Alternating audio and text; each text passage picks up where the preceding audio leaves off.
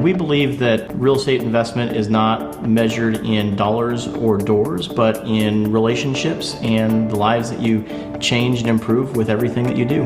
We're a full-service real estate investment company. We work on projects both big and small, so ranging from single-family homes to large multifamily projects. And what we love to do is bring together people and properties. So we create massive value for investors, residents, and the community. And it's really just the greatest work ever. We just love doing what we do.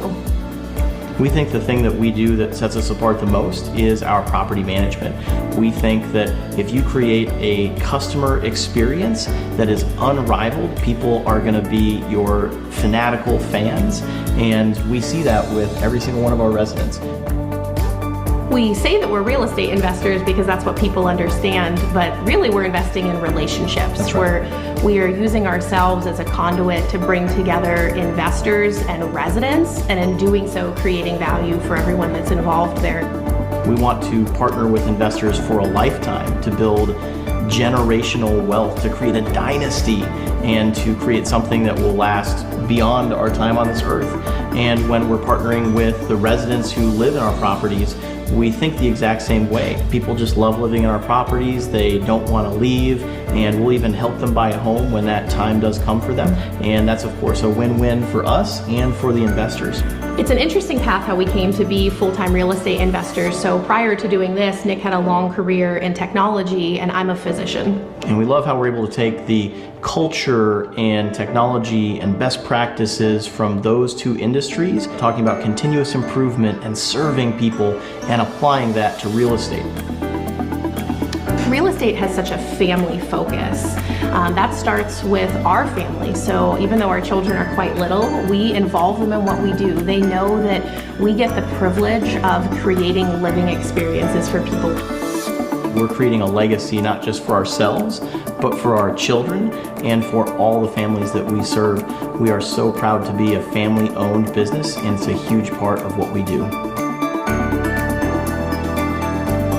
As we look forward to the future, we look at partnering with countless more people and being able to serve more investors and more residents, and serving so many people that we change what people think in their minds when the phrase landlord or tenant or property management or real estate investment is spoken. We think that we have the opportunity to change people's ideas about what's possible and what they should expect from their living experience.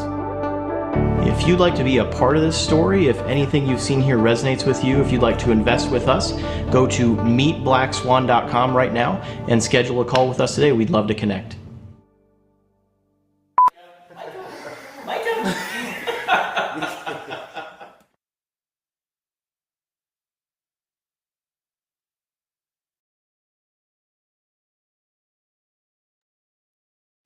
Good evening, everyone. Welcome, everyone. It is so good to be together. We're talking about commercial lending tonight. I'm excited. I'm excited too. It's the thing that we probably get the question about the most, that where we can have like an immediate impact with someone. And we hope we can have a positive impact on so many of you here this evening. Yeah, when I think about, when we like really committed to real estate investing, when we knew we wanted more than just say one rental property, and we felt so stuck with conventional lending. At the time, I had just quit my career to go to medical school. We had Nick's income, but as many of you know, or you will learn tonight, conventional lending is all about the household income. And we just ran out of what's called DTI, debt to income ratio. And there was, I don't know, probably a 6 or 8 month period where we sort of knew about commercial lending, but it seemed like this big sort of impossible thing to learn about or impossible thing to conquer. And when we finally kind of cracked that nut, it opened, everything that you see today is a result of mastering commercial lending. And we're always thinking about how we can get better at it too, as we get bigger and bigger and bigger loans. So excited to be here tonight. This is probably, like Nick said, our number one requested topic. It's been 2 years since we've presented on commercial lending, so the time was ripe. It's a different lending landscape out there than it was 2 years ago. So while a lot of this is the same, timeless principles for commercial lending, a lot of it is updated for tonight. So excited to have everyone. Please introduce yourself in the chat. Tell us where you're from, maybe if you've done commercial lending before or not, what your experience is. As always, you can pop your questions into the chat. Nick and Rachel and I keep a close eye on that throughout our time together, and we try to answer those either right as we're doing the presentation, or we save the questions toward the end and make sure that we get to everything. Rachel, our Director of Communications, is here tonight to support everyone in the chat with questions, with resources, all sorts of stuff. This is definitely one, if you're able to be watching with your screen, to really be thinking of this as a boot camp or a workshop. This is not a good podcast event for you. We've got a ton of hands-on materials to share with you here this evening, spreadsheets and slide decks. We want to have you walk away with this powerfully equipped to go save or make money that you couldn't do before this evening. Absolutely. Well, why don't we go ahead and get started? Let's do it.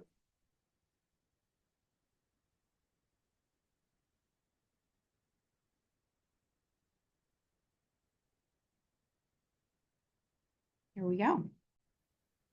Hopefully that looks good. We're doing side-by-side video and slides this evening. So give us some feedback. You like this this format better here? All right, well, let's get started. This is our commercial lending boot camp, Supercharge Your Scale. We are Nick and Dr. Elaine Stoggeberg. We have our 5 simple steps to mastering commercial lending. As Nick said, our goal for you tonight is that by the time you leave here, even if you came into it feeling like you know nothing about commercial lending, you can leave equipped to go out and start shopping for commercial lending. If you kind of use this as a boot camp and you're doing the exercises right along with us, you could have sent out a few emails to local bankers by the time you wrap up tonight. Feel very equipped to do so, start meeting with bankers in just a short period of time. So tonight we will talk about understanding conventional versus commercial lending terminology, learning how to get and negotiate commercial loans, creating your own credibility deck. Maybe that's a concept you haven't heard of before, but it's a way that you interact and communicate with bankers. We'll share with you our credibility deck when we first started doing commercial lending, so that you can make your own, write your own deal pro forma, and learn how to use a mortgage calculator. And we have a bunch of resources for you. You can find those at blackswanteam.com/commercial lending. So as I said, this is a great one to be at your computer, have your slides up, have your computer up, go to the website now, blackswanteam.com/commercial lending. And a lot of the resources that we're going to talk through tonight are all right there. And I'm sure Rachel will pop that link into chat. And if you're listening on the replay, it'll be right there in the replay email. Awesome. So who's this for? You might be asking yourself, well, I don't even know what a commercial loan is. Why is this so relevant to me? So if you're an active investor, this is not a podcast. This is not some idea where you're going to get charged up with mindset. This is a very tactical time we're going to spend together. This is a master class, and we're hoping that you're working side by side on some of these artifacts, these templates that we give you. And if you are a passive investor, you might be thinking, well, why would I want to know about this? And that's to be very frank with you, syndicators, GPs, they can tell half truths with pro formas. But at the end of the day, the lending term sheet never lies. So most general partners are going to get the best possible debt terms that they can get. And when you walk away from our time together tonight, you're going to know what that looks like. And you're going to be able to look at a deal and have a very good idea about the strength of the deal based on the strength of the term sheet. So I'm going to say that a second time because it's a really critical concept for all passive investors to understand. It's critical that you have a lot of lending literacy, understanding what is and is not good debt out there in the marketplace, because the lender, they're going to go do 100 hours of due diligence on that deal, far more time than you might spend on it as a limited partner. And you can kind of ride in the wake of their underwriting because you know what a good term sheet looks like. So if this is a deal that has a really strong term sheet, it's probably a pretty good deal. And if it's a deal that has a 50% LTV and an 11% interest rate, well, it's probably not such a great deal because that lender didn't think it was worthy of a better term sheet. I hope that makes sense to everyone. Feel free to pop questions into chat as you can. We're going to do our best to get through Q&A as we're going tonight. To tell this the story another way here. We love storytelling. It's a powerful teaching tool. This first investor of 3 investors, all 3 of these people, they wanted to create financial freedom through real estate investing. And these are not hypothetical people. We have spoken to so many versions of people who are where one of these avatars, this first investor, they said, I'm going to buy some single family homes. I'm going to go with what I know. I've got a great relationship with a conventional lender that originated a loan on my personal home, and they did a great job. So I'm going to go get a loan on an investment property. They do a great job on that, and then they go get another investment property, and is tougher than that second one, but they still get it done. And then they go to another one, and that one's a little bit tougher than the last one, but they still get it done. And by the time they get onto property number 5 and 6, it seems like it's almost impossible, and you're wondering how the heck does anyone do this? It's so hard, and eventually they give up. We call this investors who are in the valley. They get just enough properties that's kind of a headache, but not enough properties that really brings financial freedom. The second investor, if you'll recall some of our webinars we did around this time last year, we're gonna call this person Sophisticated Sam. They heard it's best to start big. Maybe they went to a 1-day syndicator GP bootcamp or something like that. They heard that it's easier to buy a 100-unit apartment building than a single family home, and you want to use institutional lending instruments from Fannie Mae or Freddie Mac or HUD. But man, oh man, those things are really complex. We're working through a HUD loan right now, and we are 9 months into that process. And I got pregnant and had a baby in the meantime. Which is not a joke or exaggeration. That is neither a joke nor an exaggeration. We treated a human before the HUD could sign their documents. On a loan that they already wrote. We're just transferring an existing loan. We're not even getting a new loan. So Sophisticated Sam, in order to meet the requirements, he had to partner with like 10 other people. And at the end, he owned 1% of this deal. He had no control over it. And things didn't go so well. And he too gave up. And then this third investor, we're going to call this investor Simple Sally. She went down the street to a local bank that she knew, that she trusted, that she felt like she could work with. She asked to speak to a commercial loan officer, and she just said, "Hey, Mr. Loan or Mrs. Loan Officer, can you help me grow a real estate business?" And together they did that, because that's a commercial lender's job. They're there. That's the point of the bank charter. That's the point of that person's job, is to help local businesses grow with commercial debt. So you might see yourself reflected in one of these stories. You might be in the nightmare of that first investor who gets mired in the muck of DTI, global debt to income. No concept of DTI, by the way, in commercial lending. So if you've had a lender tell you, tough luck, your DTI is too high, there is no DTI concept in commercial lending. Or maybe you feel like Sophisticated Sam. I'm here to tell you there's a much simpler way.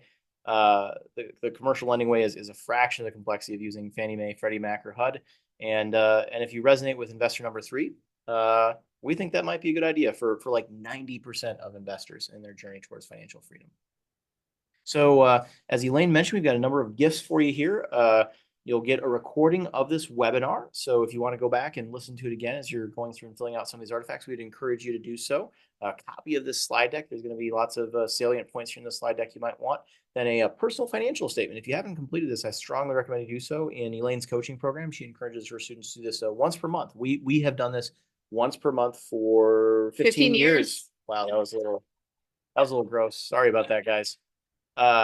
A simple pro forma template. I've seen a lot of pro forma templates out there that do a 5-year discounted cash flow analysis. You can go pay $1,000 for a very, very, very complex spreadsheet that you need a PhD in finance to understand.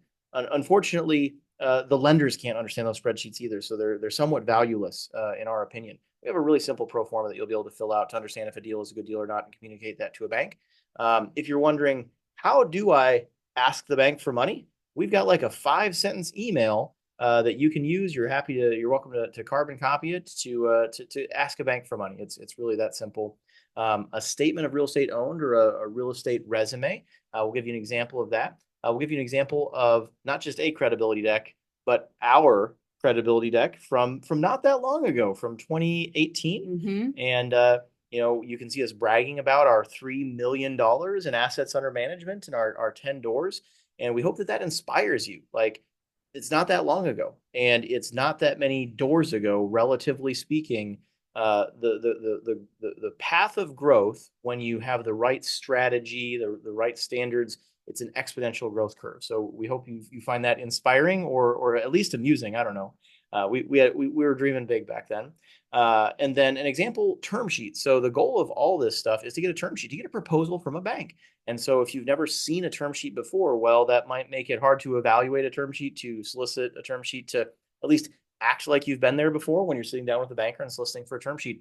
So we're going to give you like the really painful brass tack stuff, the stuff that you never get on the podcast. Like, here is an example of the exact artifacts you need to submit to go get a term sheet, to go have lunch with a commercial banker, to talk the walk, to wait, yeah, I said that right, to talk the walk. I think that's what I wanted to Talk say. the talk. Well, yeah, acting like you've been there before. So to talk There the you walk, go. yeah. There you go. And you can go to blackswanteam.com/commercial lending and get all of these artifacts. You can go download right now, and you can be going through those as we are spending time here together this evening. A little bit about us for those of you that are new to us this evening. Welcome to our webinar here on commercial lending. We try to do these about once per month on various topics. We're Nick and Elaine Stoggerberg. We're married to each other.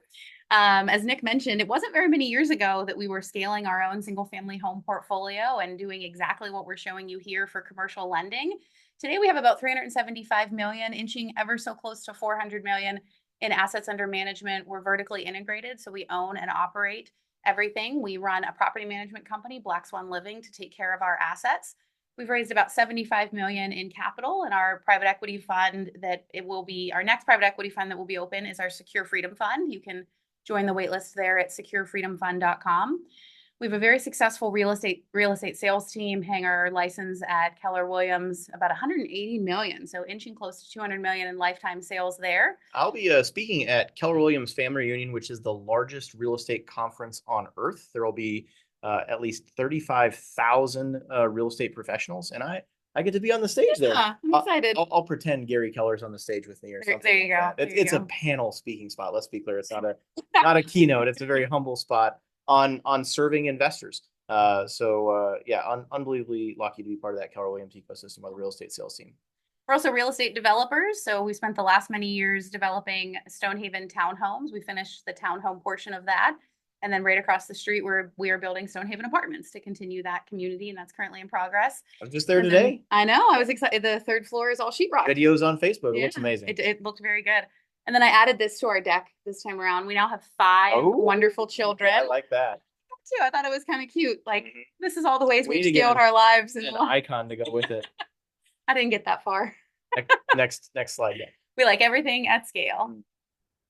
We'd love to see you in person or virtually. So we're hosting our 4th annual Real Estate Real Life in September of this year, September 11th through the 14th, an optional VIP day on September 15th. You can register at rerl2025.com. We have some information coming out this evening about our speaker lineup. We're so excited about that. We have a really wonderful mix of physicians, non-physicians, some real estate professionals like accountants and attorneys. Super excited about how Real Estate Real Life is coming together. You can use code EARLYBIRD to save $500 off of registration. So that's rerl2025.com and code EARLYBIRD. And we would love to see you in person here in Rochester in September. And we do have a virtual option this year. We did that for the first time last year, got a ton of amazing feedback on it. And so we're offering that again this year. Essentially, if you like what you hear tonight and you feel like you've learned a lot, the virtual option of Real Estate Real Life is just this blown up on steroids. It's a really beautiful weekend where we teach as much as we can about the benefits of real estate investing in living a big, amazing life. So high caliber speakers. So to give you some idea, we maybe just secured a speaker today.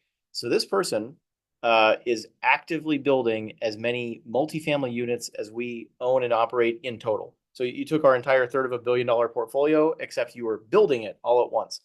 So one of the most expert people we know in the entire country on construction. Lots of amazing speakers for the event.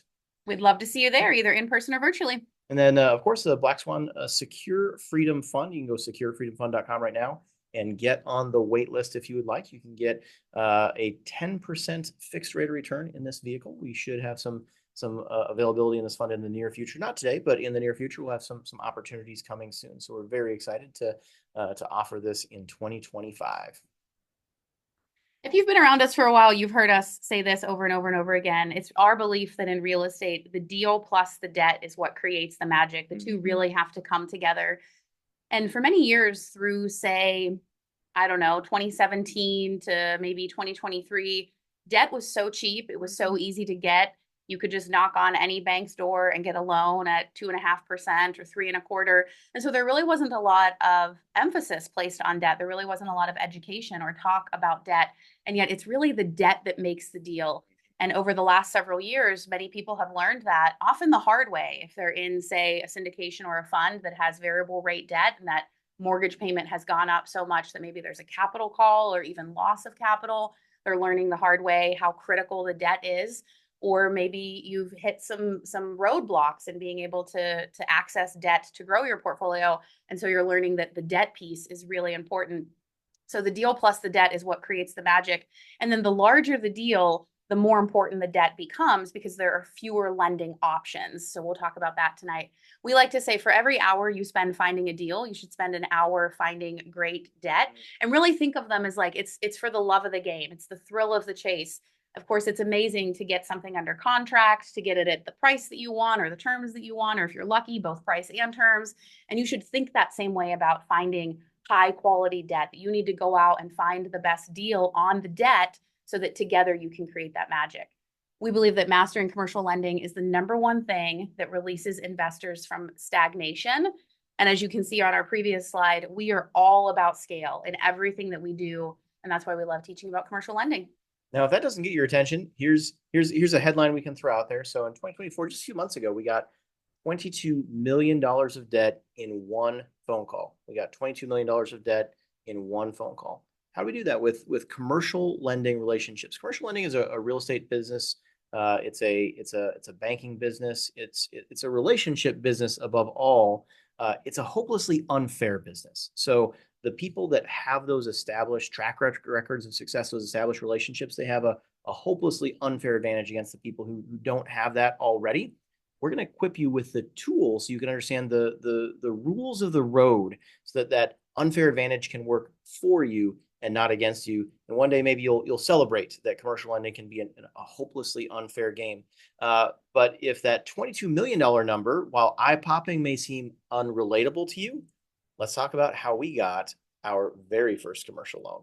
This is our very first rental property. I like to call this our very first purposeful rental property. So our first one was... That's the after renovated photo shoot, by the way. Our first one was the home that I lived in before we got married. We moved into Nick's home and turned mine into a rental, but that was kind of a softball. This is the first home that we saved up our money. We paid cash for this. We did a sweat equity rehab in January in Oklahoma City before the furnace had been fixed. This home had been vacant for 9 years before we acquired it. Everything that you could imagine about that sentence, yes, it was all true. There was no HVAC. All of the windows were gone. We had to board it up. Yep. We had to paint every single surface, put flooring everywhere. We did most of that ourselves. We had to call in the pros, for things like the HVAC and the plumbing and the windows and the roof. And then when we were done, we owned this home. We had put we paid $55,000 for it. We put another about $15,000 in cash plus lots of sweat equity into it. I'm sorry, we paid $35,000 for it. About $15,000 in renovations. So we were all in for, let's say, $50,000, maybe $55,000 when you factor in all the costs like utilities and those sorts of things. And it was worth about $100,000. And we learned that number one, our DTI was too high because I wasn't working. I was in medical school at that time. We only had Nick's salary. We already had the home that we lived in. We had that mortgage. We already had the home that I previously lived in. That was our first rental property. We had that mortgage. And so we really couldn't qualify for a third mortgage. I was making $65,000 at the time. And so when you did like a DTI calculation, technically we were like over 100%. Right, because you had gotten your mortgage for your house before we even knew each other. I had roommates. Elaine was living in my house with roommates. There were 6 adults and 5 dogs living in that house. We are legit in all that we do, and we recommend people house hack. We house hack for years. That's how you live like no one else. So you get to live like no one else. That's how we slingshot our way to financial freedom. But like the conventional mortgage officer laughed us out of the bank. When we tried to get a conventional mortgage on this property, how can you even afford to be breathing right now? You appear on paper to be so burdened with debt and you want more debt? That's crazy. So we asked around and said, well, how the heck do you get a loan on, we own a property worth $100,000 free and clear. And it seemed like no one wanted to give us a loan on that. It seemed crazy to us. So we got a referral from one of our mentors and to Andy Cohen at Valiance Bank. Yep, with the green logo. Yep.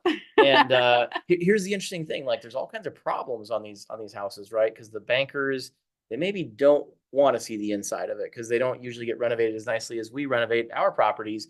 And so he's like, I'm going to go ahead and just do a drive by on this one. And I'm like, it's kind of a rough neighborhood, but you can get out of your car. And he's like, no. I'm not fearing for my safety. I think that I just need to make sure that it's a structure, that it's standing. We're not going to give you like a huge LTV on this one. And, you've got some receipts and stuff, right? So, we know that you're good. You're good. And he literally drove by the property. And like an hour later, he's like, okay, Nick, yeah, we'll write you a loan for 60,000. That sound good? 60,000. I'm like, I guess. Like, I was so befuddled by this whole process after coming from the conventional lending world where there's algorithms and you have to submit all this paperwork and it takes days and weeks and months. And just we had a referral from someone that this banker had a great relationship with. He had met us, had a favorable impression of us, knew that we had put a ton of sweat equity into this thing. We'd created a lot of value. It had a tenant that was producing income. And he said, yeah, we could do a 60% LTV loan. Commercial loan officers are typically approved to just kind of use their discretion to issue loans up to a certain level. If it's a loan below a certain amount, it's not worth even going through an approval process. And within a few weeks, I remember sitting down and walking out of the bank with a check. Usually for some reason I'm used to paying money like towards a mortgage or something. But we did our first cash out refinance on this property. This was the first BRRRR that we successfully executed. And I remember sitting in the parking lot with that check in my hands, feeling like I had robbed the bank, that we had this check for all the money we had in the property, plus a little bit more. We still had the property, was still paying down the loan. It was still appreciating. It was, we never paid Cash tax flowing ever again after buying this property because of all the tax advantages. And then we called Andy and we said, all right, let's go do the next one. And he said, well, no, that's not how this works. I'm like, I'm confused. You like the deal? I like the deal. Let's go do another one. He's, no, you need to get a track record. You need to go do business with other banks. We didn't have a Nick and Elaine in our life at that time who could kind of explain this whole commercial lending thing to us. So it was incredibly puzzling to us. Hopefully by the end of our time together tonight, you'll understand why Andy was so elated to give us one loan, but then no additional loans. Yeah. And one thing we don't have a slide for, but as I was thinking as we were doing, just getting our slides and everything ready tonight, don't feel crazy if you get told no. Yeah. Okay. Like, we should have had that as like the opening slide. Like, that actually should have been the title. Don't feel crazy if you get told no. You are not crazy. We have been told no probably 5 to 10 times more than we've been told yes.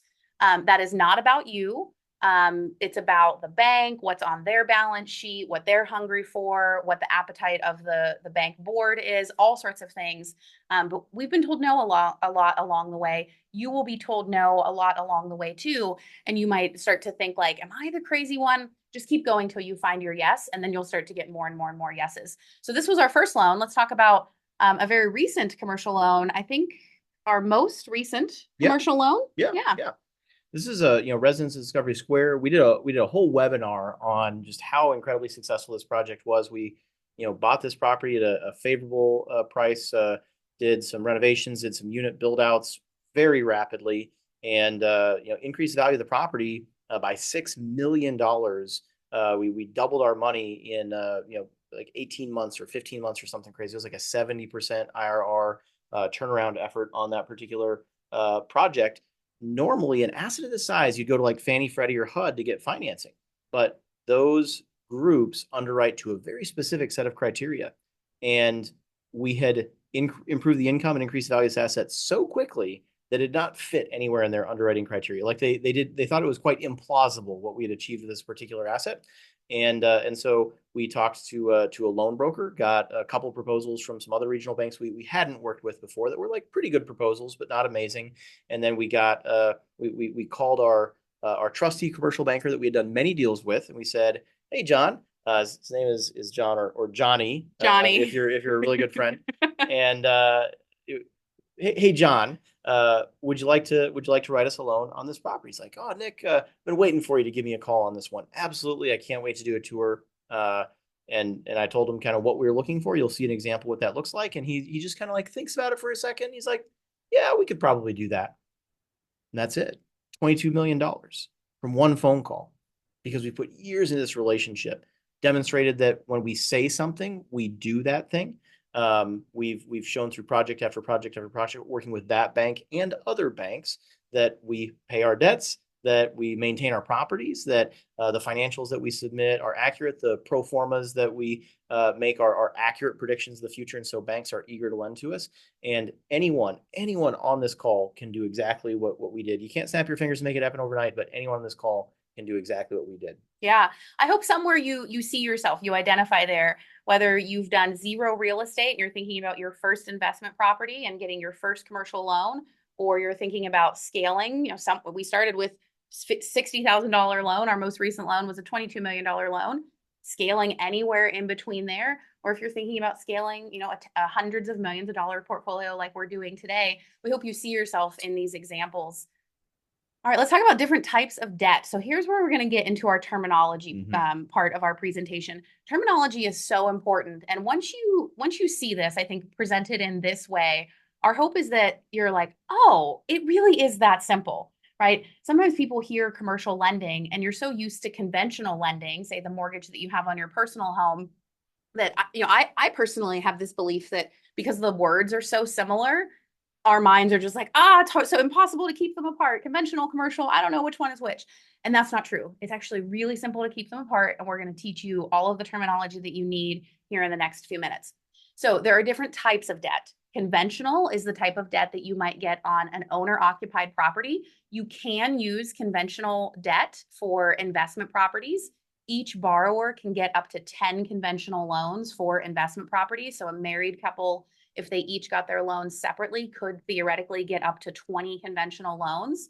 Those are typically 30-year fixed mortgages, might be, say, a 15-year fixed mortgage, like a second home mortgage, an investment property mortgage. And they're usually either conventional, you might hear the FHA, VA, or USDA. Those are types of loan products to make conventional lending more available to a wide range of borrowers. People get blocked in their scale with conventional lending because conventional lending is constrained based off of debt to income ratio, DTI.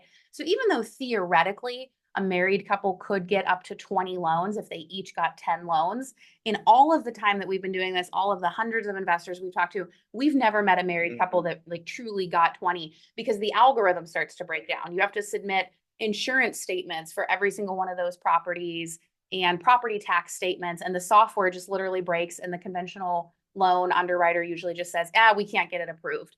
So even though theoretically someone can get 20, we find that it really caps out for most people around, say, somewhere between 6 and 8. There's portfolio loans. That's things like HELOCs, home equity lines of credit. There's commercial lending. You can get commercial lending on commercial buildings, on retail buildings, industrial buildings, manufacturing, single family, multifamily.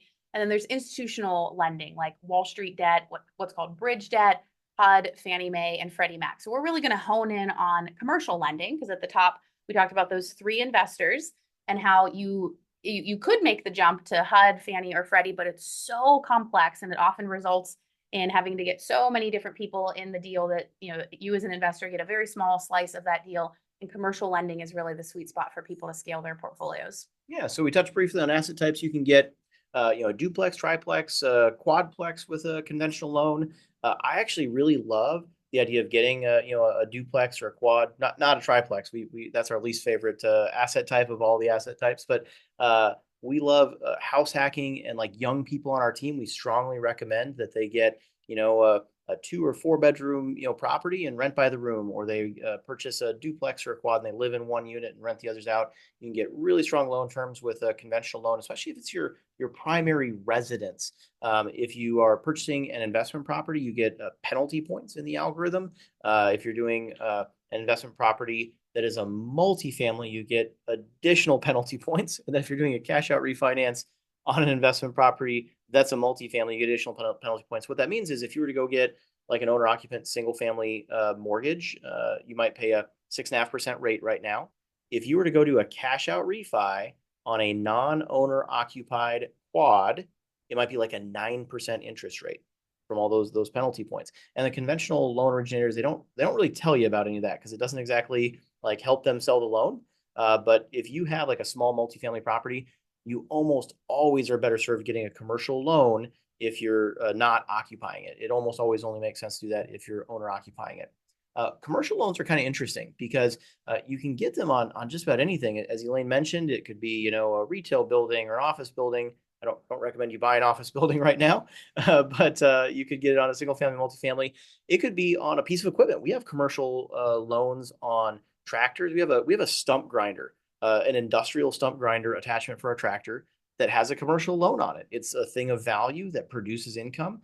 Pretty much anything of value, of a hard asset with intrinsic value that the bank could have as collateral that produces income. Banks love to issue commercial loans on those things. Let's talk about term next. So that is how long the loan lasts. And this can be a little confusing sometimes coming from the conventional lending world because the amortization and the term match. And it's typically like 30-year fixed. And those are all separate concepts with commercial lending. So in commercial land, it's typically 3 to 10 years. 5 years is the most common loan that you'll see. And that can be different than the amortization period, which is our next slide here. So what's implicitly built into conventional lending is that there's a balloon payment at the end, whereas in I wanted to make sure I said that right. What's implicitly built into commercial lending is that there's a balloon payment at the end. In conventional lending, you pay the same mortgage payment for 30 years. It might be off a few dollars in that last payment, and then it's done. And that's because the term is the same as amortization for conventional, but the term and the amortization are different for commercial. So next up is amortization. The definition of amortization is the period over which the principal payback is spread out. So for conventional, it's, you know, you might hear of a 15-year mortgage, a 20-year mortgage. Almost always it's a 30-year fixed mortgage, and it almost always matches the term. In commercial lending, amortization is somewhere between 15 and 30 years. Most often you might see 20 or 25 years. You might be able to eke out a 30-year amortization if it's like a brand new Class A building or has really undergone an extraordinarily complex, like I'm talking down to the studs type renovation. 20 or 25 years is most common, and it almost never matches the term. So the amortization might be 20 years, but the term might be 5 years. So that means that the payments are structured as though the loan would be paid off over 20 years. But when you get to month 60, you have a balloon payment that's due at the end. So that's when you either need to sell the asset, do a cash out refi, or do a cash neutral refi. And so you always have to be thinking about your cash out refi in commercial lending because the term is shorter than the amortization. Hopefully we've explained that clearly. If you have questions about any of these things, just let us know. Yeah, pop it in the chat if you have questions. Next is rate. So this is probably the simplest concept. I think most people understand that, you know, rate is the interest rate charged by the lender, the cost of capital. With conventional, it's almost always a 30-year fixed rate, and that rate is non-negotiable. In fact, almost nothing is negotiable with conventional loans. Everything in commercial loans is negotiated, especially the rate. The rate is basically always negotiated one way or another. It could be variable. It could be fixed for a period of time. It could be fixed for the whole loan or part of the loan. It could be variable and then fixed after it's variable. I know that sounds kind of crazy, but like Stonehaven Apartments, that's a new construction, you know, $10 million apartment building that we're building. Technically, it has a variable loan in place right now that has a very favorable ceiling on it. So the rate can't go above a certain level, but it could drop if, you know, if the Fed keeps cutting rates. Then there's a fixed rate loan that comes after that. That's called a mini perm. That's a really valuable tool in the commercial lending world, a mini perm. Today, the interest rate on a commercial loan is lower than a conventional loan in most cases, and that is very weird. So typically you can get a much better rate on conventional loans than on commercial loans. But right now the Fed is rolling off mortgage-backed securities from its balance sheet, which is artificially boosting the interest rate on mortgage-backed securities. So the rate on those conventional loans is much higher than commercial loans, depending on what you negotiate anyway on the commercial loans. So that's yet another reason why commercial loans are so critical today, is because the rates are lower. Next up is origination. So origination is a fee that is paid to the bank at the beginning of the loan. It's often the commission that the loan officer earns. Not always, but most often it is. In conventional lending, the origination is usually 2 to 3%. And as Nick mentioned, almost none of the various terms, and I'll put a little asterisk there for a second, none of the various terms in conventional lending can be negotiated. So closing costs typically aren't negotiable. The reason I said to put a little asterisk there is that term is how long the loan lasts. Is it 5 years, 3 years, 30 years? Terms is all of the various components or various variables in a loan. So hopefully, as you're hearing these things, this terminology is coming together for you. In commercial lending, a 1% origination fee is generally baseline. Might be a little bit higher if you're new to that bank, might be a little bit lower if it's a very large loan or a very lucrative loan for the bank, like a very secure loan on, say, a brand new Class A large multifamily building. Gets lower as the loan size increases. It can be zero. All of these things are kind of like little levers. I think of them as like a little dashboard that you have. And in commercial lending, you can say, do I want my term to be shorter or longer? Do I want my amortization to be shorter or longer? Do I want my origination to be smaller or bigger? Do I want my interest rate to be lower or higher? And you typically can't get everything that you want, but you can negotiate on a lot of those levers and you can push and pull with the bank of, I love everything about this proposal that you have here, but it's a 20-year amortization. I'd really like a 25-year amortization. Would that be possible? Could you present that to the bank board? So you can negotiate almost everything on commercial lending, including origination, document fees, title insurance. You can think of commercial lending is like a choose your own adventure. That's why it's so fun. That's why we love to talk about it. Adventure. That's pretty good. Yeah, let's talk about LTV or loan to value. So this is a really basic concept, easy to understand in the conventional loan kind of realm. So you can usually get up to an 80% LTV, maybe 75% on a typical investment property. If it's like owner occupied, you get like a 97% LTV loan or whatever. But it's very straightforward. In the commercial world, there's also a concept of loan to cost. So not loan to value, but loan to cost. So if for example you buy a property for 100K, you get a loan for 80K. That's an 80% loan to value. If you buy a property for 50,000, you do a $50,000 rehab. So now you spent 100,000 on that property. You can get a commercial loan for $80,000 or 80% LTC. So that means that you're actually financing more than the purchase price, like 1.5 times the purchase price. You're financing almost all of the renovations that you put in the property. Hopefully, when you're done, that property is now worth 200,000, and the bank would probably even give you all that money back that you spent on the construction in the first place. So it's a really, really powerful tool if you're doing deep value add with buying properties that could use some TLC, which we strongly recommend. That's our entire business model. Commercial lenders are almost always your best option for fixer uppers for rehabs because there's that LTC concept. You can also get up to like an 85% LTV loan on commercial lending. So you can almost always go 5-10% higher than conventional with a commercial loan. You can get up to like 90% LTC, depending on how you negotiate your term sheet. And on some projects, you can get in excess of that. So on Stonehaven Apartments, I think our net LTC was like 93%. So that's the asset that we're building in Fund 4. And you do that by kind of contributing fees you could otherwise charge as equity into the deal. There's different things you can do. It's all negotiable. None of those things are possible in the conventional world. One critical thing to understand is that you are debt service coverage ratio constrained. That's something we can dig into a little bit more later. At the end of the day, the bank is willing to lend you quite a bit of money as long as that asset can produce enough income to cover the loan payment. That's the thing that the lender is always asking is, okay, well, how much income is this thing going to be producing, whether it's a stump grinder or a $22 million loan on an apartment building? How much income, how much net operating income is this asset going to generate? Is it enough to pay the loan? That's what it really comes down to. Why don't you teach a little bit about our philosophy around LTV? Because some people listening may be thinking twice or 3 times in the last minute or so, you've said that the LTV should be as high as possible. Mm-hmm. Tell us about that philosophy. Yeah. So I'll start by saying that the higher your LTV, the higher your rate of return in pretty much any real estate deal, any kind of calculation that you make. Because when you can use the bank's money instead of your own money, you get a higher rate of return on the smaller amount of money that you have in the deal. It reduces your cash flow. So some people, they're like really looking for cash flow. They might say, well, my cash on cash rate of return isn't very good on this deal. If I really lever up. But would you rather have like one house at a 60% LTV or 2 houses at an 80% LTV? Because you could put down 2 80% down payments instead of 1 60% down payment.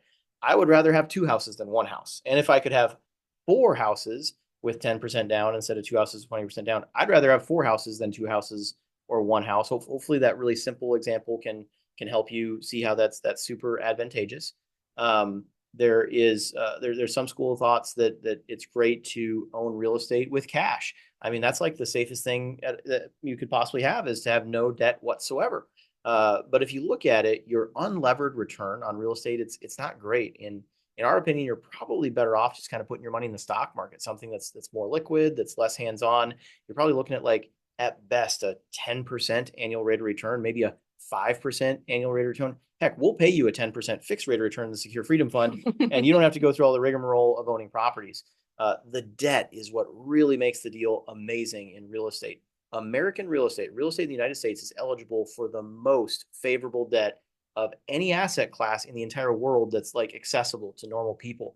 And so for you to not take advantage of that you can get such incredible debt, it really surrenders the greatest advantage there. And then finally, as interest rates have gone up and kind of deals have gotten not as good in the multifamily space and single family space, there's a growing chorus of people who they'll say things when they're like pitching a deal. So GPs may be trying to raise capital or talking about a deal. They say, oh, well, we were very conservative and we got low leverage on this. We only got 55% leverage on this. Very few GPs will ever take less leverage. They will almost always take more leverage because they get a higher rate of return with more leverage. They're getting a 55% LTV loan because that's the most the bank would give them. So like Stonehaven Apartments, we were able to get like a 92% LTV on that, because it's a really good deal, because the bank looks at the financials, looks at our track record and says, wow, I can't believe the Stoggenbergs are building this thing so cheap. We're at like 170 a unit total development cost on this thing. That's a ridiculously low. Like most projects are like 220 a unit, 220,000 a unit. And they already have all these assets next door, so it'll produce a lot of income with these economies of scale. 92% LTV. If like a newer operator came in that didn't have that track record of success, that was building the asset for 220,000 unit instead of 170,000 unit, didn't have all these assets next door, so they didn't have those economies of scale. Same bank, same project, they would say, oh, well, we'll only give them a 55% LTV loan on that particular deal. And we see a lot of GPs and other investors kind of bragging about getting low LTV loans, and that makes absolutely no sense. It sounds like really kind of harmful spin to be putting on a potentially dangerous situation. So that, I don't know, that's our opinion. Well, and for years we said, if like kind of worst case scenario is that there's a foreclosure, right? And everything is lost. Let's say you have a $100 million project. If it's a 50% LTV, there's 50 million of money from the bank and 50 million from investors. Let's assume you're the only investor. You had to put 50 million cash in. Well, you just lost $50 million. But if it's an 80% mortgage, so 80 million came from the bank, 20 million came from the investor, there's the worst possible scenario, which is a foreclosure, you only lost $20 million. So in the worst case scenario where you're losing money, you want to lose the bank's money, not your own money, right? So it just was always very perplexing to us. And now we're seeing that, right? As deals are having foreclosures and there's capital loss, there's more capital loss the lower the LTV was. Correct. In those original loans. There is more capital loss the lower the LTV. So let's say you bought it for 10 million, it lost 20% of its value, and you got an 80% LTV loan. Theoretically, all the investor capital is wiped out if a sale was realized today. If you hang on for a couple of years, it'll probably come back. But the bank, because that loan's at 8 million and it's only worth 8 million, they're going, I don't think we want to foreclose on this thing because we might lose money here. So we should probably just let this thing ride, probably come back, probably be okay. But if you got a 60% LTV loan, that bank will foreclose because they know that they can probably get their $6 million back out of the deal, and they don't care if that $4 million of investor capital is lost. So hopefully that concept makes sense. That's a whole extra presentation. Yeah. That's your bonus for tonight. Absolutely. Hopefully you enjoyed that. Let's talk next about appraisal. You've probably heard of what an appraisal is. If you live in a home that you own, you've probably had an appraisal on that property. It's a third-party assessment of the value of the property completed by a professional appraiser. And it's important to note that the bank is the customer. You as the lender you as the borrower are not the customer. The lender is the customer. The appraiser is there to say, yep, this is a structure. It's worth this amount of money. Here are comps in the community that justify that. Here's my analysis of the net operating income or the replacement value, so that the bank has relative certainty that the amount of money that they lend out is the appropriate amount to lend.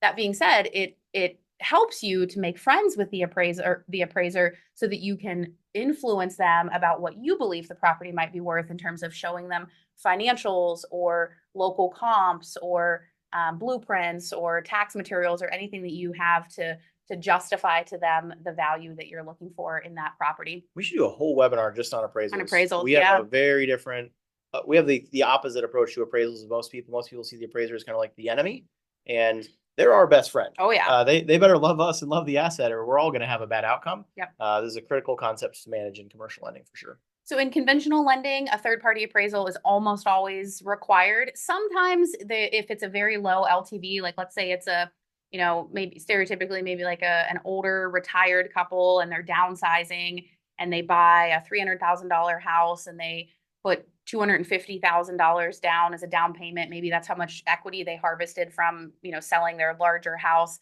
If the bank's only lending, say, $50,000 against that $300,000 house, they might not require an appraisal, but that's pretty uncommon.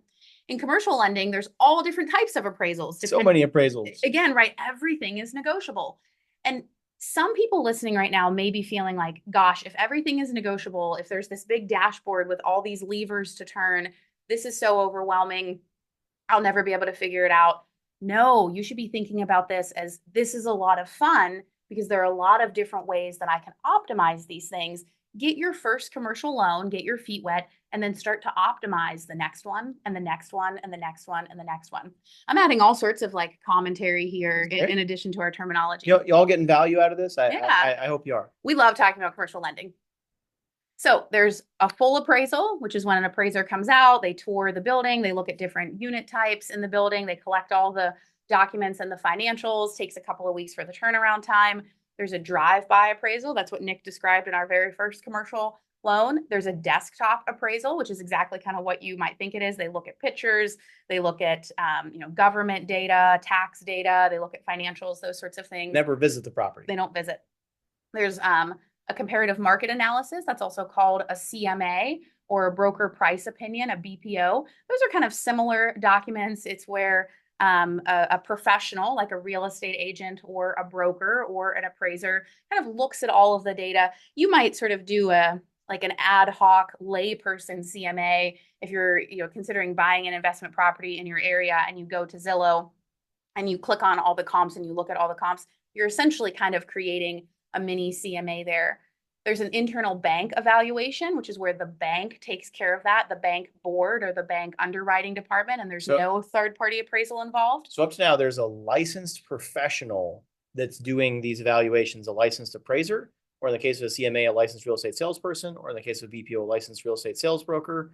And so it's going from most rigorous to least rigorous, and now we're getting to where there's not even a licensed professional involved. Yeah.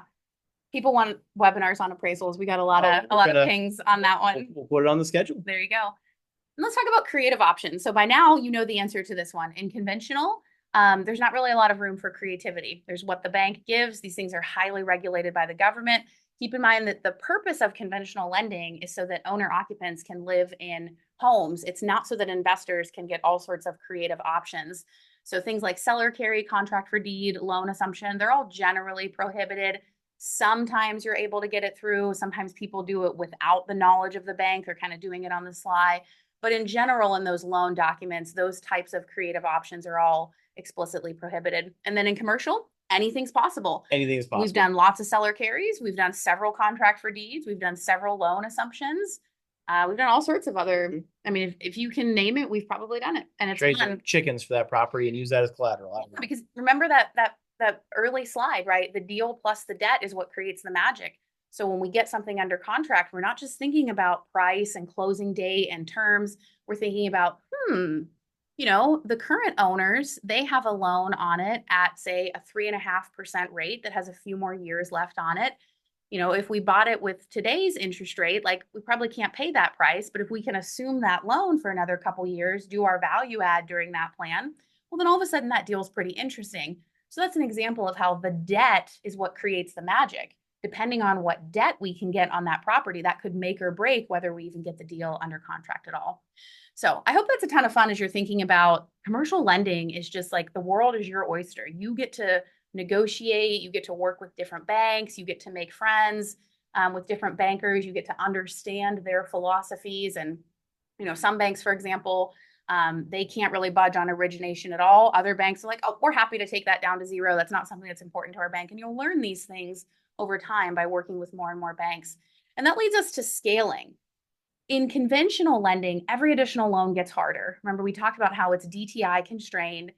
Theoretically, a person can get 10 conventional loans. A married couple theoretically could get 20, but each individual loan gets so much harder because it's based on this, algorithm where you have to put in all of the data around property taxes and insurance and all your pay stubs and all of the things. In commercial lending, I put this in italics and I increased the font size. That's how important it is. Good. Each additional loan gets easier. Woo! Each additional loan gets easier. When we were getting our, I wouldn't say our first commercial loans, but kind of, our middle range commercial loans, we're talking, 5, 7, 10 million. It would take us months to get a proposal for lending on one of those buildings. And now we can call and get tens of millions of dollars of lending in just a few phone calls. We can get several different proposals and kind of negotiate them against each other in a respectful way. And we'll teach you how to do that here coming up. And we can get all of our lending done in, just a couple of hours. Each additional loan gets easier. I hope you guys are getting as excited about commercial lending as we are. Let's talk about underwriting. So in conventional, in our experience, it is easy to start, hard to finish. So you can kind of talk to your local conventional lender, and they're eager to get a loan application stuff. But then, yeah, as Elaine mentioned, you have to submit insurance statements and tax statements. It's just absolutely crazy the amount of underwriting that goes into it. And it's like interfacing with a very stupid robot. It's an algorithm that it's trying to put a round peg in a square hole. With commercial financing, hopefully you've done your own underwriting on the asset. If you're buying it, you hopefully have a business plan and how it's going to make money. You just give that to the bank, and then the bank will give you feedback on, yeah, hey, we think there might be issues with your business plan here, and maybe you're being a little too optimistic. Or, a lot of people, when they do underwriting, they, have a pet rent amount, and we notice that you don't have any pet rent. Do you allow pets or not? That's something that maybe you could add into your pro forma, add into your business plan. And it's very relationship driven. We see the banker in commercial lending as being very much your underwriting partner. A lot of times people see the lenders like their opponent in that negotiation. And we think that's a really foolish way to approach it. A commercial lender, if you're doing it right, like they're one of the most powerful advisors that you have available to you. Think about it. They do nothing but look at deals all day, every day from everyone in the area. They have a better pulse on the market than probably anyone but the brokers.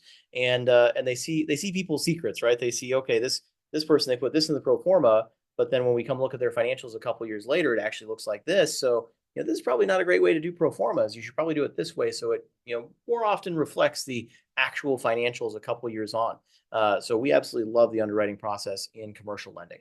Oftentimes, the first person we'll call when a deal comes across our desk is our bankers, just to say, hey, would you mind taking a 10-minute look at this, letting us know, should we pursue it a little bit more? We're kind of excited about it. What do you think? Would the bank have appetite for this? And that early feedback that we get really helps to steer us if we, are going to dig into something, or if, multiple bankers are like, yeah, not that one, or I have this concern or that concern. That tells us like, okay, we don't need to spend a ton of time on this one. We can move on to other options. And not making this up, like the bankers, they speak obliquely. They're never going to say anything unprofessional or say something negative about the asset or the current owner. And they often speak in kind of like a very soft-spoken way. So you might show them a deal and they're like, oh man, yeah, we've looked at that one several times and it sure seems like it's a really good deal, doesn't it? And just like a long pause, like hoping that you get it. Like, well, why have you guys looked at it so many times and it hasn't come together? And who knows, whatever happens to these things. I was just looking at that next parcel right next door to that parcel the other day. There was a loan that didn't work out on that one either. I don't know. Well, great talking to you, Nick. Have a nice day. And then I go look up that next door parcel, and there's permits that have been submitted to put in a new waste disposal facility. And it's like, oh, okay. So the bankers, they know what's going on. Yep. And they're looking out for their own interests. Like, they do very aggressive underwriting on these things. They go pull permit records for adjacent parcels. Maybe that's not on your underwriting, kind of checklist, but it's on theirs. And so if you're being very transparent with your banker, They're going to do a huge amount of underwriting work for you and really set you up for success. A word that is very common is the word appetite. Like they'll be Mm. like, oh, we don't have appetite for that today. And That exact they- building. I think that means don't do it. We don't like this one. So incorporate the word appetite. I say the word appetite so much more like you'd think we'd run like a restaurant or something or a food service business. Let's talk about recourse. So recourse Recourse is terrible, right? No, You always get non-recourse loans. This is great. Recourse is who is ultimately responsible for the loan. If the property itself is not generating enough cash to pay the mortgage payments, and heaven forbid if that goes on for a while and the bank needs to consider foreclosure, who is ultimately responsible for the loan? In conventional lending, it's what is called full recourse, which means the borrowers, right? If you live in a home and you own that home, you have signed full recourse, which is to say it doesn't matter what happens, you owe the bank that amount of money. You need to figure out how to make your mortgage payment no matter what, and that's non-negotiable. As you can imagine, in commercial lending, it's all negotiable, and there's lots of different ways to do recourse. Banks typically want full recourse because then not only do they have the backing of the property itself, they have the backing of the people that have signed that note. It doesn't have to be, though. There can be partial recourse. If there's multiple people coming together in, say, a joint venture, there can be recourse for some of the parties. Maybe if it's a joint venture, let's say with two people, and one person is going to own 90% of the deal and one person is going to own 10% of the deal, they might want recourse from party A, but not party B. There can be recourse for the business entity itself. It can be non-recourse, which is to say that the property needs to make the mortgage payments. If the property can't generate enough cash to make the mortgage payments, then the recourse doesn't fall back to the human beings that signed that loan. That's what non-recourse means. And all of this is very negotiable. In syndications and funds, people will kind of brag about having non-recourse lending. We get all full recourse lending. Every penny of debt we have ever had, we get full recourse lending.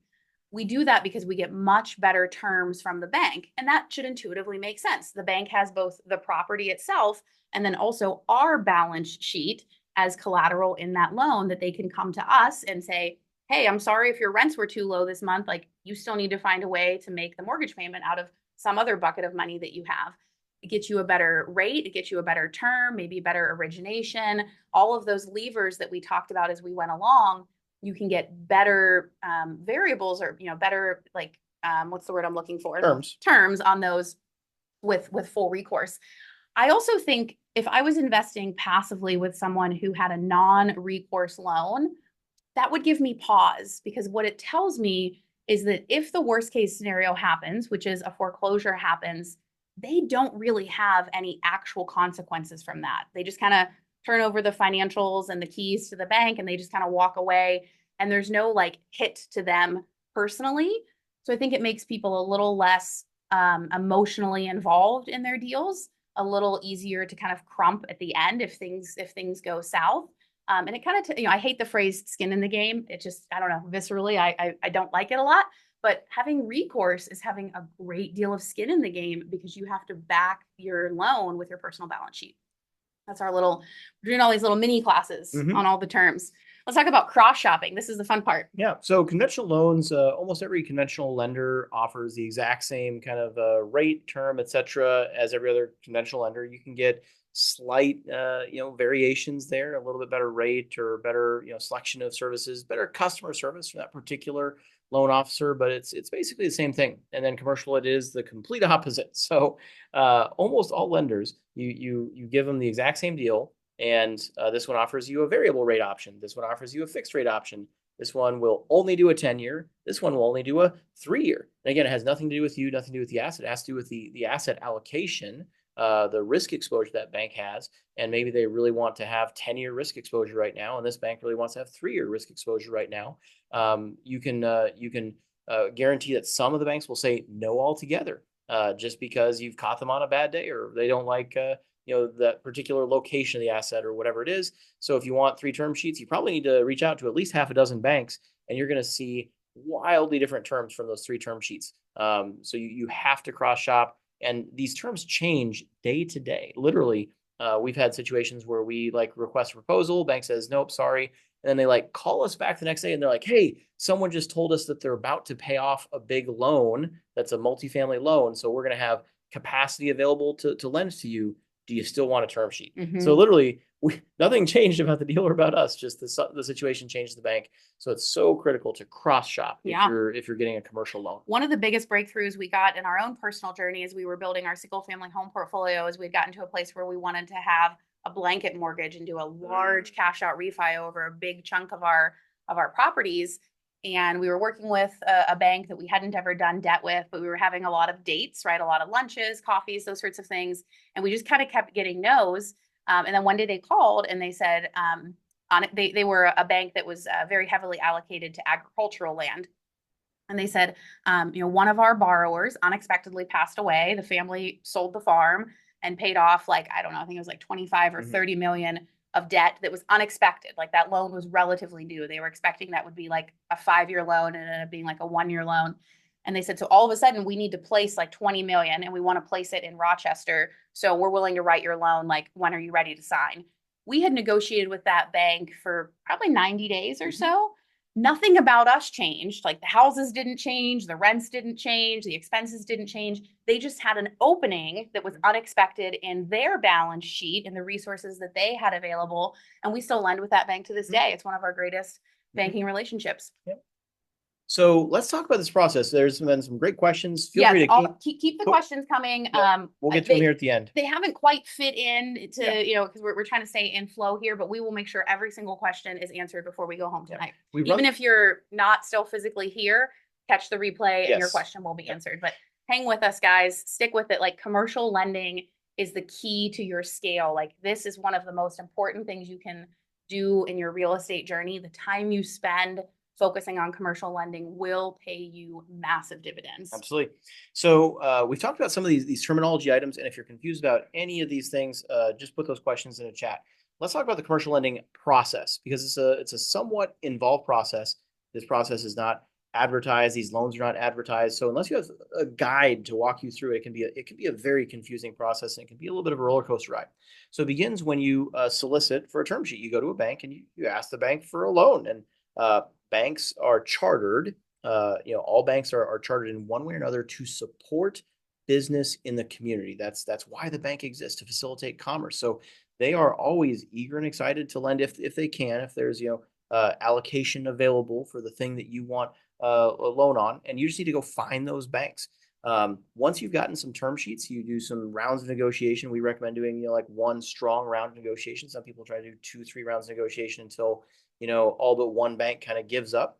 The loan officer from the bank that you choose that is offering the best term sheet submits your file to a credit analyst. That's the bad cop for underwriting. Again, the loan officer is never going to actually tell you this behind the scenes. Yeah, we've never once met these, or you're not allowed to. They wouldn't want you influencing the credit analyst. They're like 4 floors underground with no windows. So I would think that credit analysts were like a boogeyman that's just made up by loan officers to negotiate or something.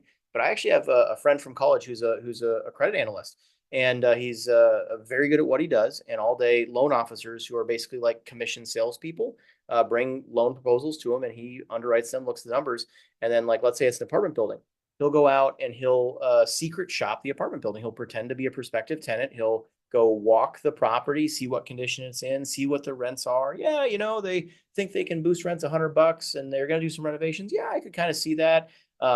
Good banks, they will actually hire a private investigator, like a licensed private investigator, to do due diligence. They have a 100-point checklist, and in general, you will never speak to or know the credit analyst that you can't influence them. It's their job to protect the bank from writing a bad loan that it has a overly aggressive pro forma, or lending to someone who's actually a felon or something of that nature. So if you get through the credit analyst, your loan is then presented to a loan committee. If that loan committee approves it and it is large enough that it requires approval from a bank board, it might go to a bank board for approval. At each step there, the terms could get worse. So the loan that's originally sold to you by the commercial loan officer, they might say, oh, we can do 80% LTV. And then it goes to the credit analyst, and the credit analyst says, oh, your pro formas are too aggressive. We're going to take it down to 75% LTV. And then it goes to the bank or the loan committee and they knock it down to 70, and then it goes to the bank board and it goes down to 65. Hopefully not. We've never had that happen, but it absolutely can happen. Once you get that far, or in parallel, sometimes these steps can happen in a different sequence. The appraisal is ordered. The appraiser goes and walks the property, reviews your information. You hopefully are communicating with that appraiser, though many people don't. Then that appraisal is received. It's reviewed typically by like a third party or some sort of loan or appraisal review committee within the bank. Those terms can change, get worse yet again, and then finally close. It seems like a lot of steps, but if you have a good loan officer, you have a good relationship, if you've done your homework in advance, it can be very fast, often just like 45 days. In fact, we closed some loans in just 10 days. Whereas like a conventional loan, very common for it to take 90 days to close a conventional loan. So the commercial lending or our HUD loan that we're 9 months into and we still are waiting for HUD. At the time, we closed what was at the time our largest commercial loan. We got it under contract the Monday after Thanksgiving, and we closed on December 28th. So it took us about a month. It was a very, very, very short process. And you don't do these steps. You don't go to loan committee or the bank board or those sorts of things. The loan officer does it. They're just emailing you and calling you to fill you in, maybe ask you for, additional documentation, or can you send, hey, you show here that your rent's projected or this amount, where'd you come up with that? Can you send me some comps, those sorts of things, so that they can continue to present your loan higher and higher up the chain. How to find a bank. People ask this all the time. I run Real Estate Investor Physicians, the largest Facebook community for real estate investor physicians on Facebook. And, probably once a month or so, someone will pop into there and say, where do I get a commercial loan? Don't go to things like Chase and Wells Fargo and the large national banks. We believe that your best relationship is the smallest bank that is in the closest physical proximity to the subject property. So we work with probably, 16 or maybe 20 banks by now. The extreme majority of them are within 20 minutes of our office. There are a few that are more like regional banks that are maybe based out of, say, like Minneapolis. We work with almost no national lenders. The smaller the bank, the better. The closer you are to that bank, the better. Get a referral from someone. Is there a local real estate investor group in your area that you can attend and ask people, where are you getting your lending? Who do you do your depository business with? Where do you have your personal checking account or your personal mortgage? Make a list of your top 5 favorite local banks. The smaller, the better. I tell people, just start driving around. If your eyes aren't opened for banks, you may not see them in your community. But when you go around driving, looking for banks, you'll see them everywhere. Oh, yeah, there's that bank by the kids' school and this bank over here by the lunch spot I like to go to. There are banks everywhere. The smaller, the better. Physically close to the subject property, and then make some calls and schedule lunch. Loan officers, you are the prize to them, right? You do not need to be afraid of these things. Even if you're an introvert, even if you're afraid of public speaking, even if you're afraid of negotiation, all of these things. I'm telling you, these people are wonderful people. They are invested in the community. They want to write good loans. They want to build relationships with good lending prospects and write loan after loan after loan. They typically are compensated based off of commission, based off of their loan volume that they sell in any given year. And so you are a prize to them. If you are a real estate investor who has dreams of scale, who wants to scale in that area, they want to meet you. They want to take you out to lunch. They want to take you out to coffee. These meetings are super fun. Over the years now, like many of our like kind of best friends, the people we spend the most amount of time with, are our bankers, because we've had so many dates with them.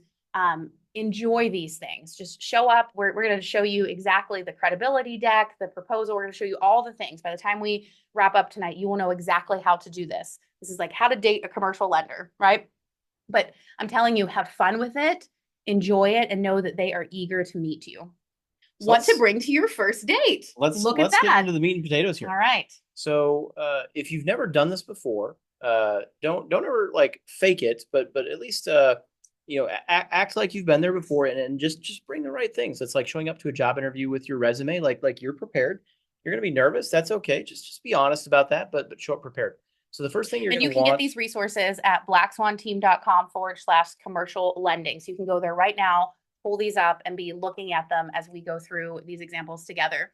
The first thing is your PFS. So you are in the know now you know that means personal financial statement. So you can say PFS like the cool kids. And it is just a balance sheet.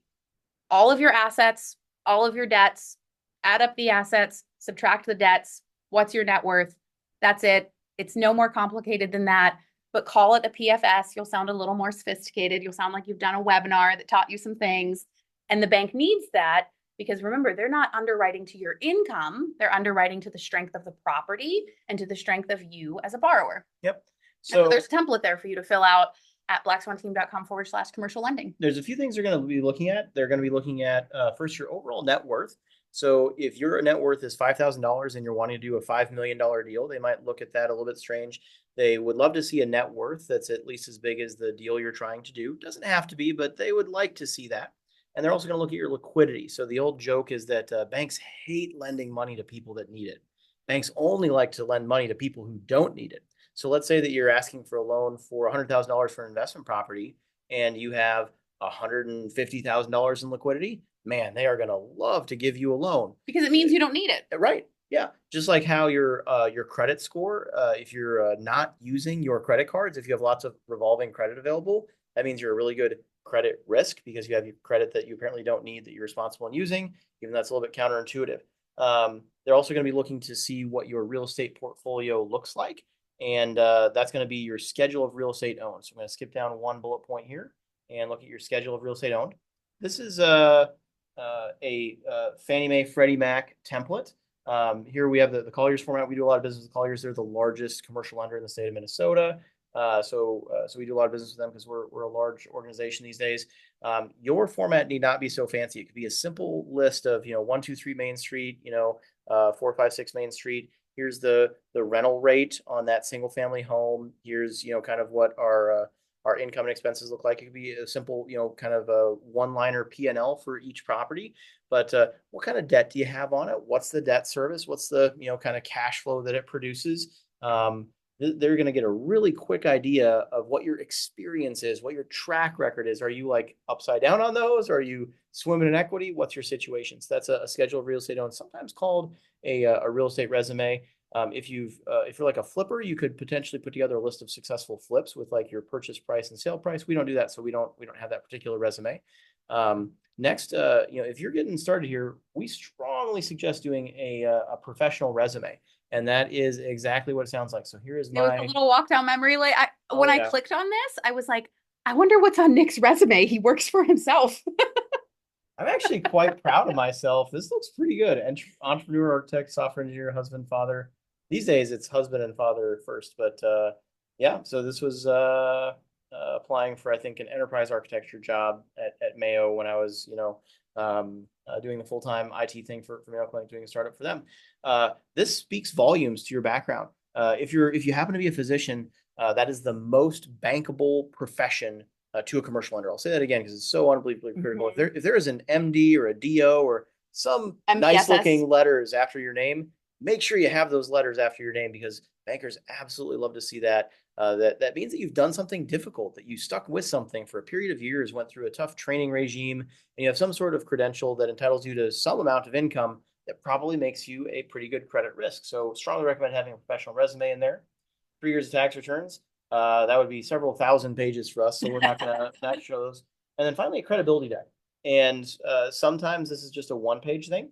If you haven't figured it out, we like to go all in. We like to, we've asked bankers, what would a perfect first date look like to you? What would a perfect stack of papers look like that we could bring with us? We'll bring printed materials and a laptop, and we brought a slide deck, and we asked a banker, would you like to see a little slideshow? And they're like, that would be awesome. We've never had someone do a slideshow before. Every time we do the slide deck, like people are just blown away that we took the time and attention to walk them through why we're such an amazing credit risk and why they should love to lend money to us. I'm not going to spend a ton of time on it, but I've coached lots of people through creating credibility decks. And some people, I would say most people kind of have a block of like, well, I don't know what I would put on there. I only have, maybe 2 rental properties. I'm trying to go for my third. Maybe I have 2 single family homes. I'm trying to get my first, 8 or 12 or 20 plex. I don't know what to put on there. put things like that you're a local member of the community, what church you go to, what organizations you belong to, what your profession is, what training you've gone through, what business experience you have, what real estate experience you have, how you're managing your properties. Are you using a local property manager? Are you managing them yourself? So you'll see here, we'll just kind of run through this in like 2 minutes. And I mean, you can take, you have access to this credibility deck. So you could literally take it slide for slide and put your own stuff in, right? Maybe you don't have a logo, but you can put a picture of your family and maybe you have a business name that you're using. That first one is just, the outline of what we're going to talk about. Next up is a little picture of our family. That's when we would introduce ourselves, say, we live in Rochester, all those sorts of things. Here's our little, professional resume for each of us. Talking about our credentials. Literally put Elaine in her doctor graduation robes. I mean, just put a fine point on it. I'm an MD. Also, my name is Elaine. I'd like to borrow some money. There you go. We talked about, the location, right? What is good about your location? Why are you investing there? If you are investing somewhere, it should be because there's population growth and there's job growth. And so you'll want to put a couple little tidbits there.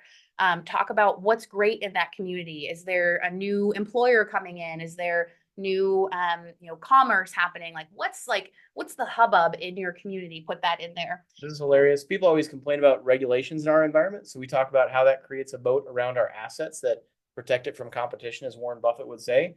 This has turned out to be completely true, by the way. Yep. And so we literally just speak directly to this, as this is theoretically an underwriting risk, but we see it as a huge advantage. We talked about how we have kind of several different buckets, right? So even back in 2018, we had our portfolio. I was doing some coaching. Nick's a real estate agent. We had our property management companies. We talked about all those different income streams. Here's our tiny little portfolio, right? So awesome. We had 22 doors. These are the actual pictures of our properties. It was worth 3.55 million, not 3.5, 3.55 million. I didn't think it was right to round up to 3.6. But a man of integrity. But that $50K, we need credit for it. We really do. And you can see there, just in little words, we say our total debt was 1.79 million. Our equity was a little over 1.6 million at that time. So our LTV was about 53%. So just quick, okay, that tells a banker okay, they're probably worth about at least $1 million. Mm-hmm. Okay, so I'm kind of clicking through and I'm like, okay, they seem like nice people. They live in Rochester. They've done some real estate before. He's a tech guy. She's a doctor. Seems like they've done this a couple of times before. Probably have about $1 million in net worth. You can see kind of the narrative that the banker is creating. Even if you don't present this slideshow to them, you can just email this slideshow to them and they will get the story. We talked about how Nick had a tiny little, which we thought at the time was huge, a little real estate sales deal back then. Little real estate sales team. Which, by the way, doesn't just show that we have income, but it shows that we probably have some expertise in real estate if we're, one of the top producing agents in our area. We talked about our little coaching that we did. Teaching other people how to do it. We did back then. Expertise. We might be a good credit risk. Yep. Talked about our values, sort of who we are as people, who we are as business leaders. So you can see kind of each slide there. Take it, kind of make it your own. Kind of think about, each slide there, what could you, supplement in that slide of your own. We showed a real life example of a property with the address, the pictures, everything. After photos. This is how we acquire deals. This is how we find deals where we can buy with equity. This is how we force appreciation through our renovations. This is how we manage them, how we get them leased, how we manage rent payments and vendor payments and maintenance tickets. We have property management software. We do background checks. Yeah. What protects us from risk, right? Bankers are incredibly risk averse. That's kind of the number one primary question that they're asking themselves is is this person going to default on the loan? Is this person going to default on the loan? They're just scanning for that the entire time. And so tell them very specifically why you are a low risk borrower. We talked about our strategic plan that we were going to double our portfolio. Achieved it. I think we did too, Nick. 100 doors. I think we did. We did it. We did it. How we were going to grow, right? What this signifies to the bank is we're serious about this. Yeah. This isn't some one-off. Not a hobby. Exactly. This isn't just some one-off thing that we're going to get tired of 6 months from now, and we're going to kind of let that property just kind of go not look so good over the next year or so. We're serious about this. We're committed to our real estate. So that's our entire credibility deck. Yeah. You should have a credibility deck.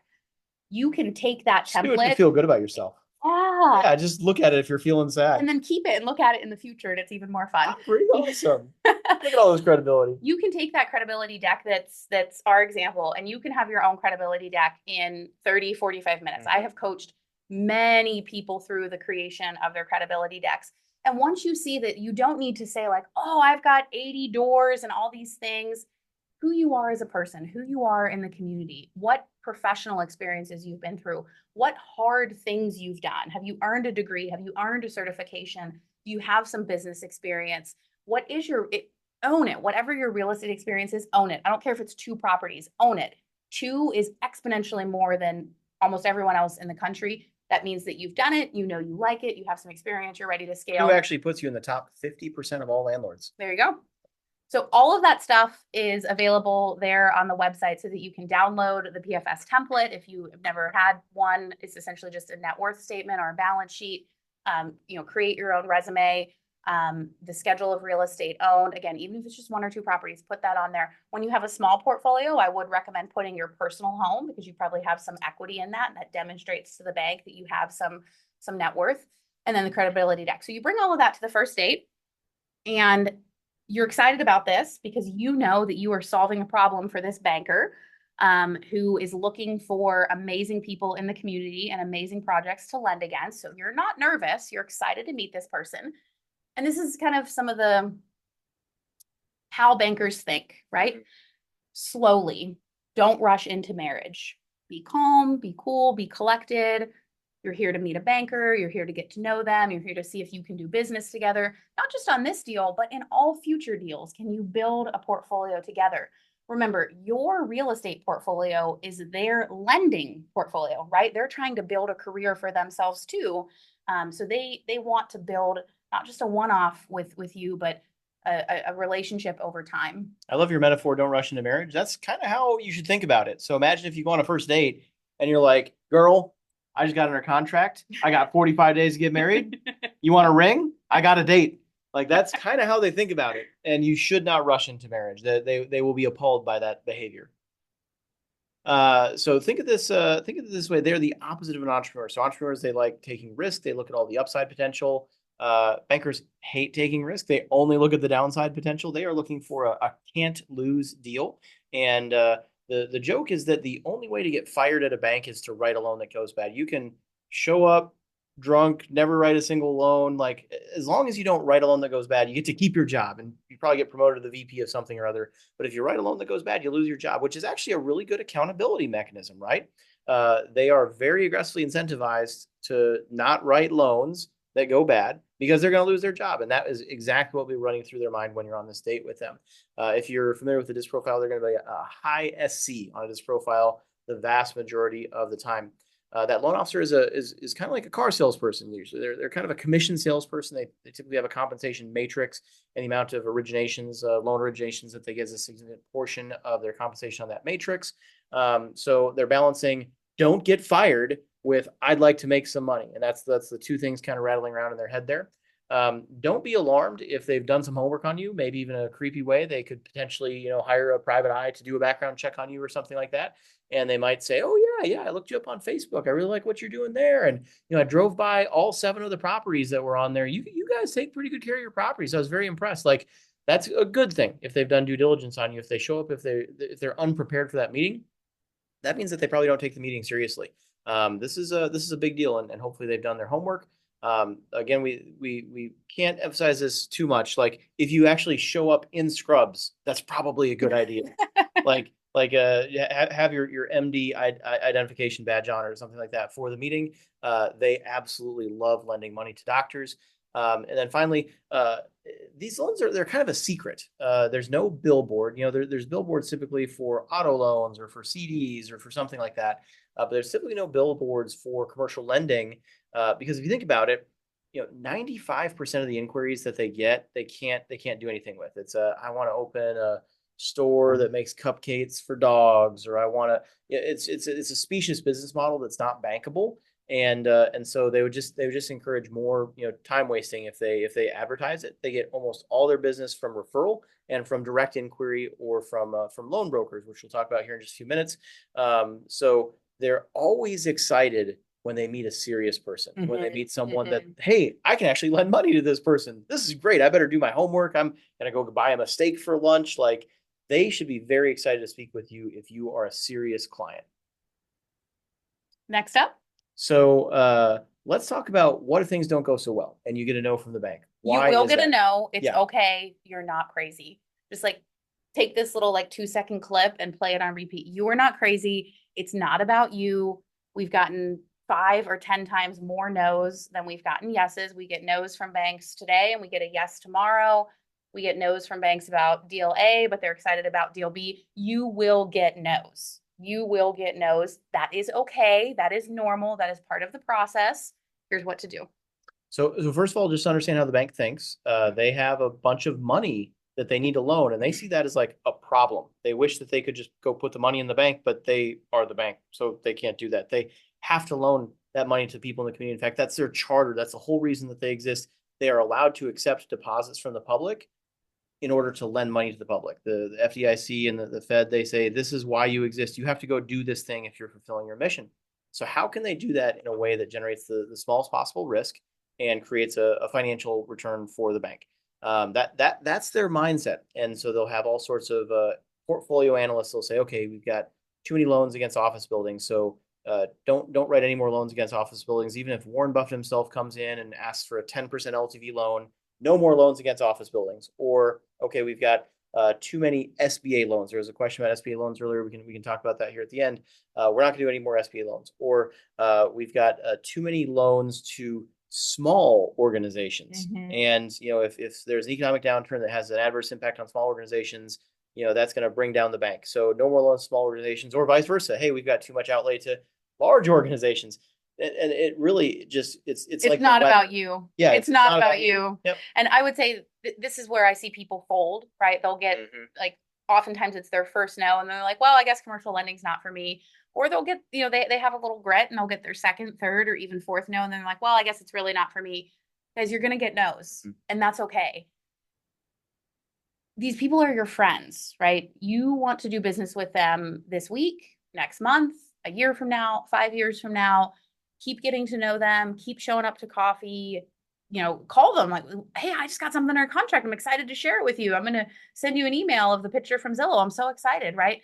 Keep building that relationship with them. You will get to a yes. And then once you get to a yes with one, you'll start to get to a yes with a bunch of them, because that means you've kind of, built up your credibility, you've built up your portfolio, you've kind of figured out how to speak with them.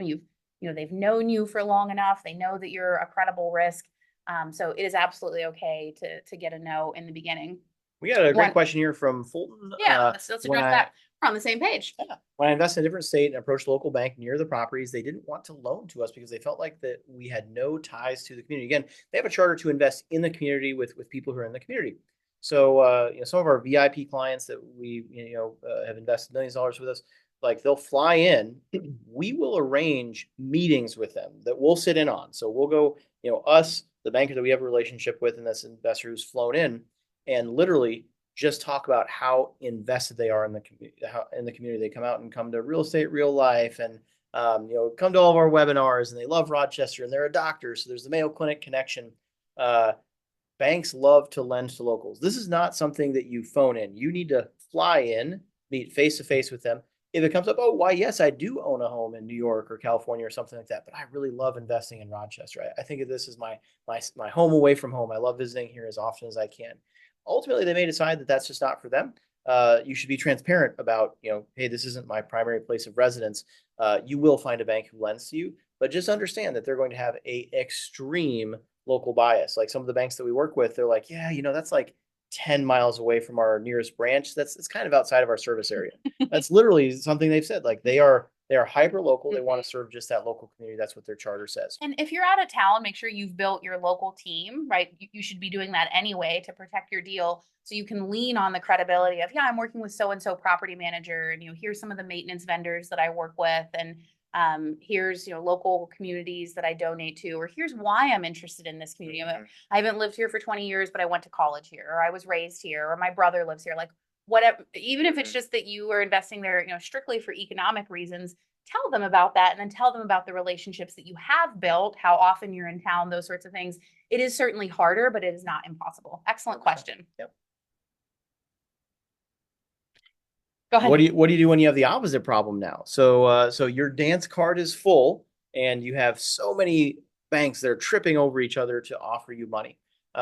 There's a lot of things you could do wrong here. So first of all, it's a little bit of a faux pas to take a term sheet from one bank and send that term sheet to another bank and say, "Hey, can you beat this?"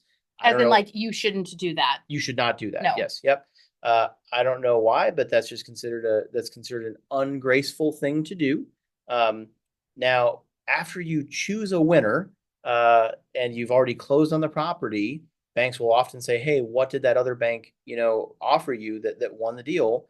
And at that point, it's then considered socially acceptable to share that term sheet. And they always, always, always want to know that information because they want to make sure that they're offering a competitive term sheet, but not too competitive, right? They want to be dialed in, know where the market's at. So you can use kind of soft-spoken language. You can say, "Oh man, we've got such strong proposals in hand right now. It's such a hard decision to make, but we really love working with you. We've worked with you before. If we do one of our term sheets, it has a 30-year amortization. You're only at a 20-year. Is there any way you could get to a 30-year amortization? If you could, then that would make it an easy decision for us to make. Feel free to steal my scripting there. I'll say it a second time. Like if you could change, this term, then we would happily, proceed with your offer. It would give us an easy decision to make. Some people, they'll go through round after round after round. They'll say, "Hey, can you make your proposal a little bit better?" But not necessarily tell the bank, exactly what needs to be better. That's not helpful because they need to go back to their boss, to a loan committee, to a board of directors, and "Hey, can we reduce the rate a little bit?" And then they reduce the rate and they still don't get it. And all you're doing is training that lender that they don't know how to please you. You're like a bad spouse. Like you need to tell your partner exactly what they need to do to please you. And if you do that, you will be pleased with the outcome. I promise. You just have to be specific about what it is that you want. Was that it? Yes. Okay, great. I was moving you along. Thank you. It was great. I couldn't remember if I'd gotten all the bullet points or not. You did. Okay, great. Okay, so what about Fannie Freddie HUD? There is an obsession with sophistication in the, kind of like general partner syndication fund space. You see large deals that use these lending instruments. If it's a $50 million deal, that's a harder deal to do with a regional bank because they have lending limits. And if you're doing your first deal, you are not going to run into issues with lending limits. If you're doing your 10th deal, you might start running into those issues.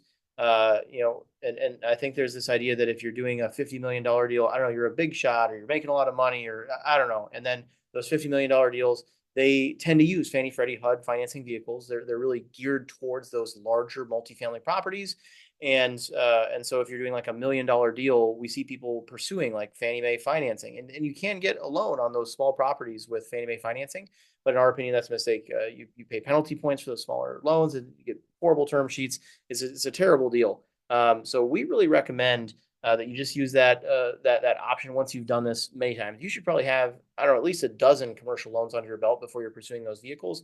We have $375 million in assets under management, and we're just now about to close on our first HUD loan. We just closed on our first Fannie loan here earlier this year, and we would have done commercial banks on those deals, except one is a loan assumption, and the other, because of the inverted yield curve, we just got such a better deal with Fannie.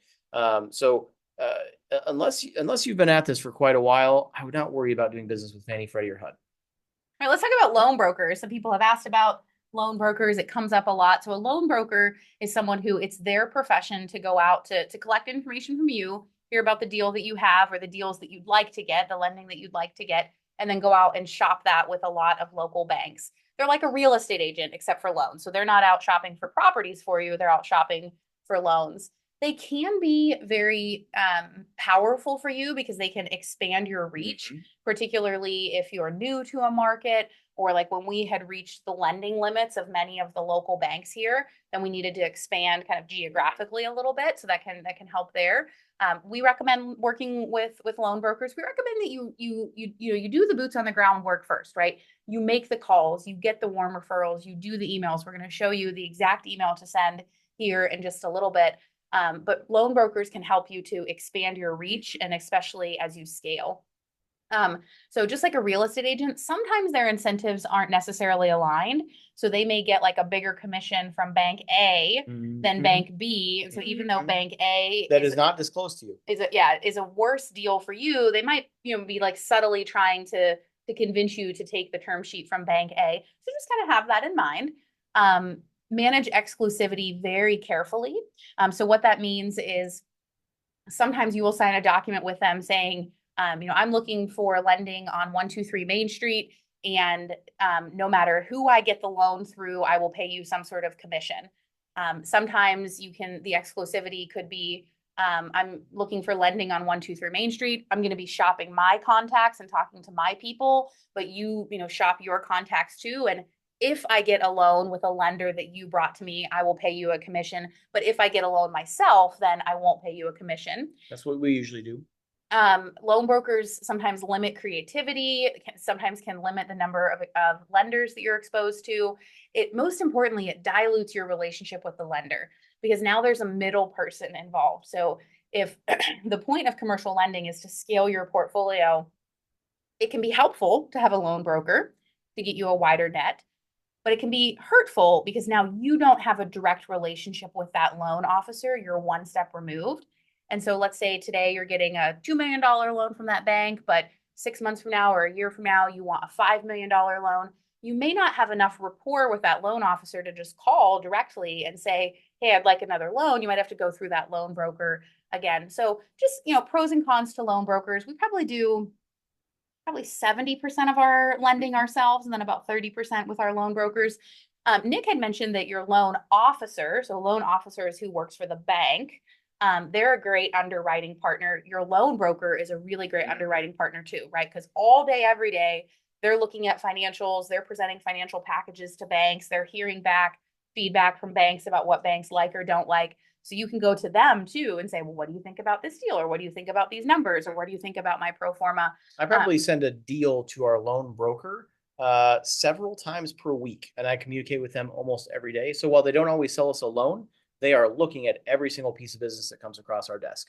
And they can be expensive. A loan broker fee might be anywhere from 1% to 3% of the transaction. You can sometimes roll that into closing costs. Sometimes you need to pay that above and beyond the sales price, but it generally is an expense that you as the buyer are going to shoulder. So kind of the main question you need to ask yourself is, am I getting, more value out of this relationship, this connection, this, potential loan that maybe I wouldn't otherwise have even been able to get myself, versus the investment that I'm needing to make in that. You got a note about the credibility deck. We already kind of hammered on that the first time around, though. Yeah, so there's the credibility deck. There's kind of the bullet points there. I kind of went over that verbally, but you will get a copy of these slides as well in the replay email. And so you can just kind of check through these bullet points here as you're building your own credibility deck. Let's talk about a pro forma. That's next up. A couple of questions came in about pro formas. We'll answer those as we go through our pro forma as well. The pro forma is there at blackswanking.com/commercial lending as well. The way we do our pro formas is really different than how most others do pro formas. We keep it extraordinarily simple, right? Like your, high school sophomore could probably understand this. We think that a confused mind says no. And we think that complexity is the enemy of execution. So in our own minds, as we're writing our pro formas, we don't want to accidentally fool ourselves like, oh, well, with inflation and a discounted cash flow analysis, 5 years from now, this thing looks good. No. Does it look good on day 0 or not? Does it look good after my value add plan or not? And then that's also important for the bankers, right? Presenting something to them that they can look at, quickly on their phone when you're out to lunch, or, they're humans too, right? When you log into your email, you have 100 emails to read. If you can quickly understand one, you can pull up a pro forma, you can scroll through it. Okay, rents. Okay, here's the expenses. Okay, these estimates seem reasonable. Okay, here's the notes. Okay, all of that makes sense. Here's the NOI. Here's the projected value. Yeah, seems like this is a good deal. They're going to take action on that email, right? So make it as simple as possible for you to understand, for any of your potential investors to understand, and for your bankers to understand. So Nick, why don't you talk through our pro forma a little bit?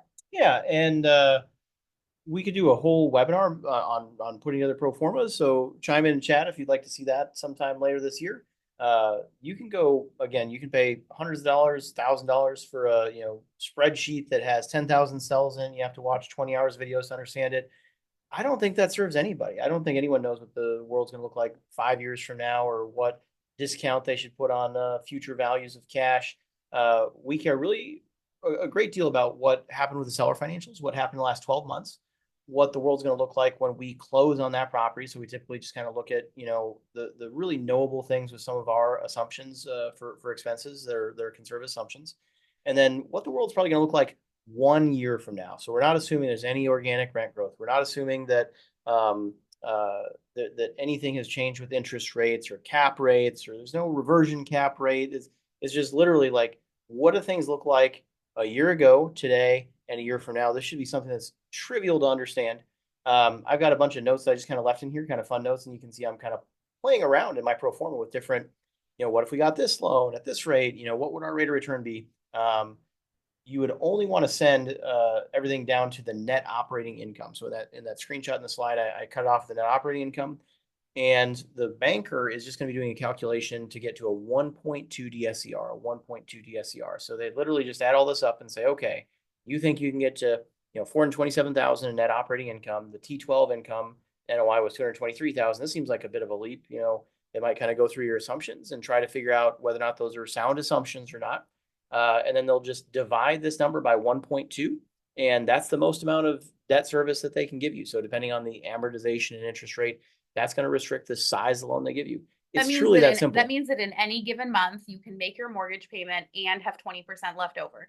So if your mortgage payment is $1,000 per month, that means that you collect your rent, you pay all of your expenses, you haven't yet paid your mortgage, and you have $1,200. So you can make your $1,000 mortgage payment and then have a 20% buffer. That's what a 1.2 DSCR is, and that's customary in the industry. That's it. So it's just one sheet. We literally just add up, here's the units, here's how much we can rent them for, here's how much we can get for internet and utilities, put in 5% vacancy, use the assessor for taxes. We already have a quote for insurance in hand from our agent. We know how much trash is going to cost. We already have a contract with the trash hauling company. We know these expenses. We know how much the internet's going to cost. We already have the contract with the provider for it. So you're able to bring a tremendous amount of certainty to that lender, and it's a very simple, easy to understand pro forma. So that's all we're going to say on that for tonight. We'll do a webinar later this year on pro formas. The one thing I will say for pro formas is I'll see people just take the seller financials and use that as your pro forma. You cannot do that. You should not do that. Or the broker pro forma, then you're really in trouble. Yeah, definitely don't take the broker pro forma. Oh my gosh. You need to go through and call the utility company and say, what were the historical bills here? And you need to call the trash hauler and say, if I own this apartment building and I had two 4-yard dumpsters and you were removing them once per week, what would the cost be? You need to check with the tax assessor on their website. You need to call their office and say, hey, this thing hasn't transacted in 20 years. I'm about to pay $5 million for it. What do you think that's going to do to the taxes? Some communities, they raise the taxes rate to say that $5 million sales price.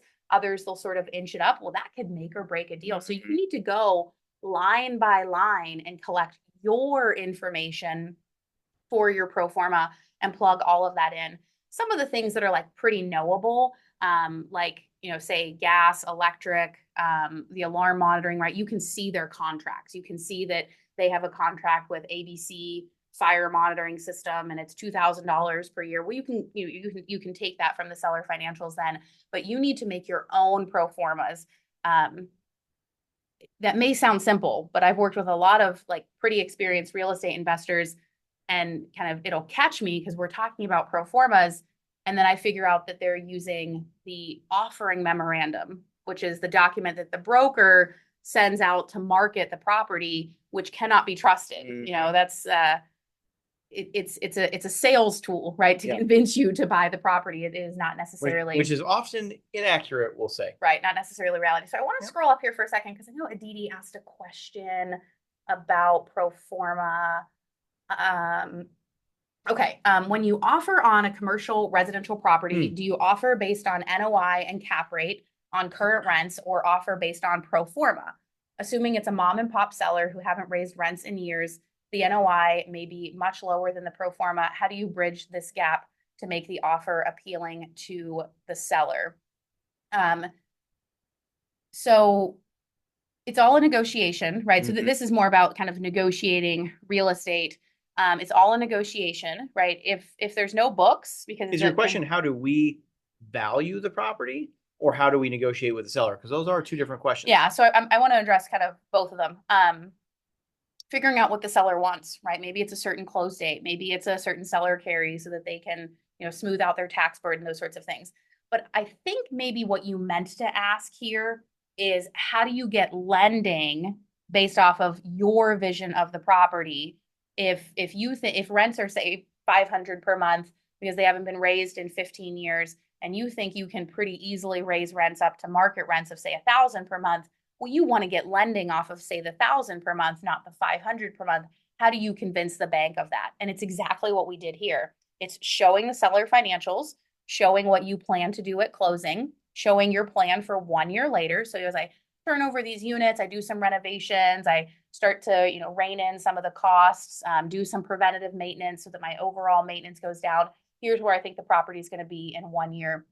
And once you are an experienced borrower, typically after maybe 2 or 3 deals with a bank, they will often lend to you off of the pro forma. Mm-hmm. So in the beginning, they're probably going to lend off of you just of the, lend to you based off of the financials that are available because you haven't yet proven to them that you can actually get your business plan to fruition. But once you've proven it, then they almost always will lend off of pro forma, and that's where the real magic happens because then you can acquire distressed assets, pay a modest price for them because you're paying for them based off of their distressed financials, but you're getting lending off of them, lending for them based off of the future projection that you have. I can tell it's getting late because I'm stumbling on my words. We have a little ways to go. I appreciate you guys that are sticking here with us live, or those of you that maybe this is the third time through and this is where you've hit on the replay. I'll say it again. Commercial lending will change your life in real estate. Mm-hmm. We are teaching this because commercial lending changed everything for us, right? Mm-hmm. When we cracked commercial lending, we were able to scale our portfolio untethered from our incomes, which we only had one because I was in medical school. Mm-hmm. And everything that you see today in our portfolio is because of commercial lending. So Yeah. hang with us. We have a few more slides here, and I hope you're getting a lot of value out of seeing these real life examples. It might be surprising to you how a firm of our size uses such simple documents, right? Disarm people with your simplicity, disarm people with how approachable you are. You don't need to go into these lunches and coffees and phone calls with commercial lenders and feel like you have to say all the fancy words and kind of present yourself as someone that you're not. It's okay to say, hey, I've lived in this community for a while. Here's my profession. Here's what my spouse does. We have a couple of rental properties. We're trying to scale our portfolio to, provide for our financial wellness, provide generational wealth for our kids. We're looking for a loan. Here's our estimation of what the value will be based off of how we're going to improve the value, improve the rents. It is okay, and in fact, better to just be your authentic self, be your transparent self, than to create some sort of sophisticated narrative that the banker is just going to see right through. So stay simple. It keeps your own mind sane and it makes people want to do business with you. This pro forma, if you have a triplex, it's all the same buckets, right? It's how much can we rent the units for? It's vacancy. It's all the same expense buckets, taxes, insurance. So if you are looking at buying a triplex, you can use this. We use this form for RDS, that $22 million loan. I had the chance to pitch that to the lender who wrote the loan for the largest residential transaction in state history as a $200 million single asset transaction. And I showed him this exact same pro forma format, and he looks at it and he just exhales. He's like, "Oh, thank God." I'm like, "What do you mean?" He's like he's looking at the pro forma and he's like, "I really appreciate you keeping this simple. This makes my job so much easier." He has to look at these complex spreadsheets and have multi-hour meetings with the counterparty to understand how to even understand their spreadsheet. And he's like, "I can't wait to do business with you." So it works on the $200 million building and it works on the $200,000 triplex. All right, let's talk about how do you make the first ask, right? How do you even get to the first date? How do you get to the first ask for lending? So here's a real email. It's this simple. I'll just kind of the real email. Yeah. Anyone that has sent or received an email from Nick knows that this is his real signature. It just says, "Hello, Chris. Please confirm receipt of this email and let me know when you might be able to get a proposal to me. I look forward to reviewing it. I'm reaching out to a few lenders to find the best fit for a property we just got under contract, Uptown Apartments. I'm boarding a plane at 3 p.m. today. I have a layover a short time after that. Feel free to give me a call. I'd love to chat about the deal. For your convenience, I've attached the seller rent roll financials, CoStar summary report, purchase agreement, and our pro forma. I also recorded a brief Loom video walking through the deal and our pro forma here. There's that Loom link. That's my guess is that's probably less than 10 minutes, probably 6 minutes. So you guys have a link to this exact document. Oh. And you have a link to that Loom video. Oh. And that's a full length. It's a 20-minute video or something like that, where That's exciting. I literally walk you through how I walk a banker through a deal. Like here's why it's a deal. Here's why it's such a safe bet. So feel free to steal that entire script. And that is literally what we send to the banks. We send them every possible artifact they could possibly want. We lay all the information out for them. We give them a video to walk them through that information. And a lot of times, literally, they'll get that email and they will send us back a term sheet because we have given them everything they could possibly want. And they love it. They love how easy we make their job. So those of you that have come to my visioning workshops, or those of you that are in Freedom and Legacy, my coaching program, you know that I talk a ton about visioning. A question that I love to ask is like, in an ideal world, if you had everything your way, what would that look like, right? Well, we practice what we preach, right? That is how we have success. It's not because we're, some sort of like fairies or something. It is absolutely available to you too. You just have to tell the world what you want. Mm-hmm. And when you tell the world enough, you will find that reality starts to conform to your expectations. So here it is. An ideal loan for us would be a 30-year amortization with some kind of initial interest-only period as we take over and stabilize the building, 75 to 80% LTV, minimizing interest rate, minimizing prepayment penalties, minimizing origination charge, 3 to 5 year loan term. I expect we will refinance the building sometime in the next few years as rates come down and we improve the performance of the building. I'm open to a fixed rate or variable rate loan, whatever you think might give us the best overall terms. We acquired this at the time that Jerome Powell had said publicly that he would be bringing interest rates down over the next several Fed meetings. So we were interested potentially in a variable rate loan. A couple of the documents are there. Aditi, to your question of, we included the seller financials and then we said, here's where we think we can get it a year from now. It is that simple. Mm-hmm. You then take this email and you say, hello, John, and you send it to John. You say, hello, Matt. These are the names of our real bankers. You send it to Matt. You say, we have lots of Chris's in our lives. Yeah. We have several Chris's, several Johns. Tom, right? You send the same email and then you start to see what you get back. It's that simple, you guys. I hope that you're feeling empowered. I hope that maybe when you started today, you were like, I'm not sure about this commercial lending thing, or I'm trying to scale my portfolio and I don't know what to do, or I've heard that commercial lending, might be the ticket to scale. And I hope by now you're seeing that this is achievable for you, that you can have commercial lending relationships a week from now. You can have commercial lending proposals 2 weeks from now. You can close your first commercial loan 90 days from now. That's what we want for you guys. We want scale. We want abundance. We want you to have all of the possibilities that you want in your real estate portfolio. What does a term sheet look like? So here are a couple of terms. This is a term sheet. We had to cut it in half to put it on the slide. So here it is. So you've dated your banker. You've put together your pro forma. You've followed all of our steps, and this is the end outcome. Hopefully, you've got at least 3 of these on any particular property. We actually have a link to the actual term sheet for RDS for our $22 million loan. It's right there in all those freebies we're giving away at blackswanteam.com/commercial lending. And these are just the bullet points. These are surprisingly basic documents. They literally send you a Word document half the time. So everything that we went over in the first part of the slides, when we went over all of the terminology, you can have your term sheet and the slides side by side and say, what is amortization again? And how does amortization relate to term? And what's origination? And you can see all the definitions right there and go through your term sheet line by line. Yeah. So, here's the borrower. That's actually pretty important. So who is it that's borrowing the money? Here's the initial loan term, amortization. In this case, they gave us a couple of options. So that's a common thing for them to give a couple of options. We love options. We'll ask for options. And sometimes, for example, I think we're back online there. Make sure we're using the microphone. Okay, looks like we're on.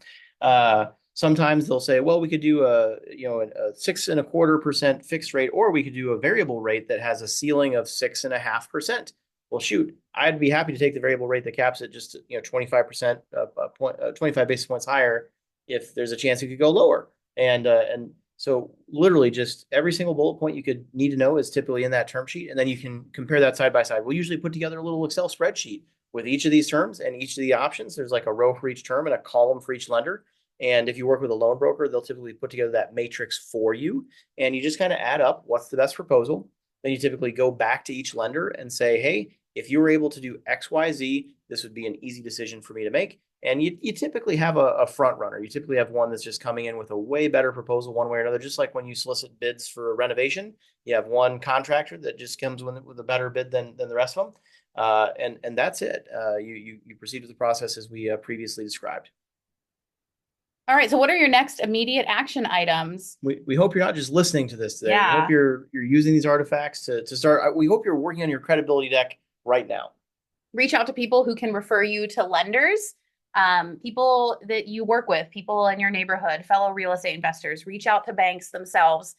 You can, look around their websites for their commercial lending department. You can call them and say, who's in your commercial lending department? Can I have their name and email and phone number? Build your credibility deck.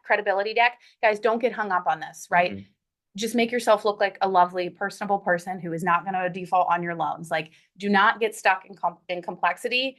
Make this easy, make this simple. You're making friends, you're building relationships. Build your personal financial statement, build a pro forma, meet with at least half a dozen bankers. I think, like I said, I think we work with like 16 or 20 banks by now. And that's the banks that we have actual loans with, right? There's probably another 20 that we're in relationship with, so that as we need more lending, as we grow, we have those people to call.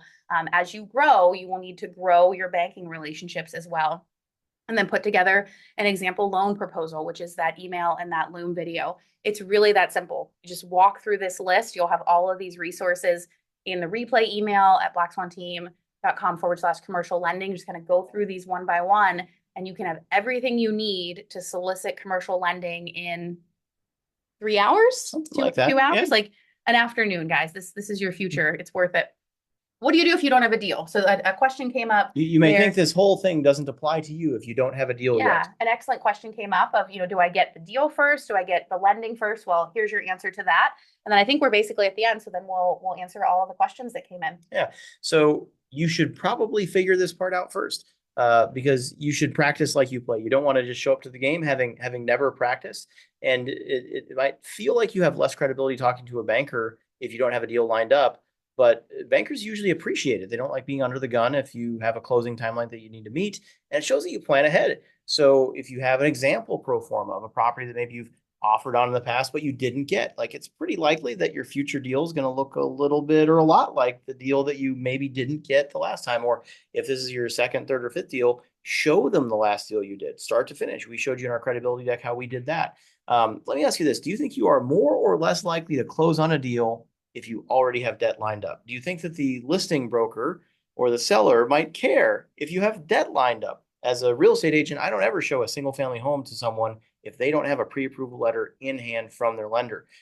You don't have the same concept in commercial lending, but it's very common when we're offering on a property for us to have the equivalent of a pre-approval letter from our commercial lender, from multiple commercial lenders, show that we've done our homework and we are very, very, very well equipped to get financing on that asset once we get it under contract.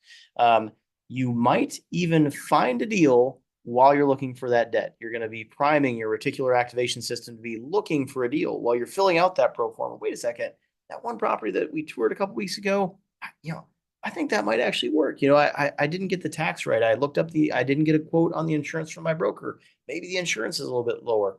The banker might even find you a deal. I can't tell you how many deals we found from our bankers. We call our bankers all the time and just say, hey, are there any loans in your portfolio right now that you're not very excited about? Again, you have to be soft-spoken, and they love, love, love to put us in touch with someone. And they'll say, we'll make sure they take your call. Maybe that person's not up to date on their loan payments, or maybe they've just heard about a deal in the marketplace that could be a good fit for you. Tons and tons of deals come to us from bankers all the time. It's important to realize that bankers are not scary, kind of like a wildlife. They are more scared of you than you are of them. They're really great people. They really are. They really are wonderful. And we mentioned this before, but most people see the bank as the kind of the bad guy or their opponent, that because you're in this negotiation relationship with.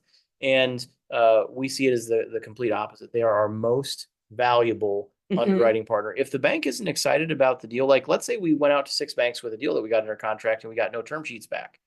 A lot of people would like shake their fist at the bank and these stupid banks. We'd be like, whoa.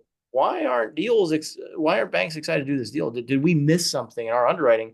And we'd be going back to those bankers saying, hey, what are you seeing that we're not seeing? Because we think this is a great deal. So we see the lenders as our underwriting partners. Yeah, there was a time in 2021, that's when the market was just moving incredibly quickly, right? Something would hit the market and it would be under contract, 36 hours later, those sorts of things. And it was like kind of a rush to get an offer in, highest and best, all of those sorts of things. That was a year when Nick was traveling a lot too. So, maybe Nick's up in a plane. I have to unilaterally make a big decision. Like, am I going to, bump up our offer from 5.5 million to 6 million? I called our bankers. I would call our bankers and I would be like, hey, John, Nick's in the air. And you don't even know about this deal yet, but I'm writing an offer on this thing. And, what do you think? Like 5.75? Like, do you think 6 is like, you think it's worth 6? Like, I know you can't make the decision for me, right? But like, what would you be willing to lend? Are you excited about this? Do you have an appetite for it? Like, I would call our bankers, right? To get underwriting help essentially. When the pace of the market was just so fast that, who else could I call, right? I couldn't necessarily call the broker, right? Because they're motivated to try to sell it to me. I couldn't necessarily call my peers in Rochester because they're probably bidding against me. I could call, some of my real estate peers in the country, but they don't really know. I mean, they might be able to offer me some, general advice, but they're not gonna be able to offer me advice down to, should I bump my offer up 5 or 7 or 8%? But the bankers did, right? And so that was always kind of a little, what's it called? An ace in the pocket. I don't play poker. An ace up your sleeve? An ace up my sleeve. Okay, there you go. So that's what we mean when we say the lender is your most valuable underwriting partner. We would love to see you here in Rochester for Real Estate Real Life. You might meet a banker or two while you're here. Yeah, some of our bankers come to Real Estate Real Life. That is September 11th through the 14th. There's an optional VIP day on September 15th. We have a virtual option as well. So come here in person. Amazing speaker lineup that we're in the midst of announcing. You're going to be super excited about our speaker lineup. Brandon Hall, Brian Evans, Dr. Jenny Ekstrom, Dr. Christina Ciprios. Like, I put together my dream speaker panel and then they all said yes. Nailed it. Power of visioning. I'm excited for you guys. We want you to hear from these speakers. You leverage that up now. Get Gary Keller to come out and learn as much as possible. We go on tours. We look at properties. It's an amazing experience. It's unlike any other real estate conference out there.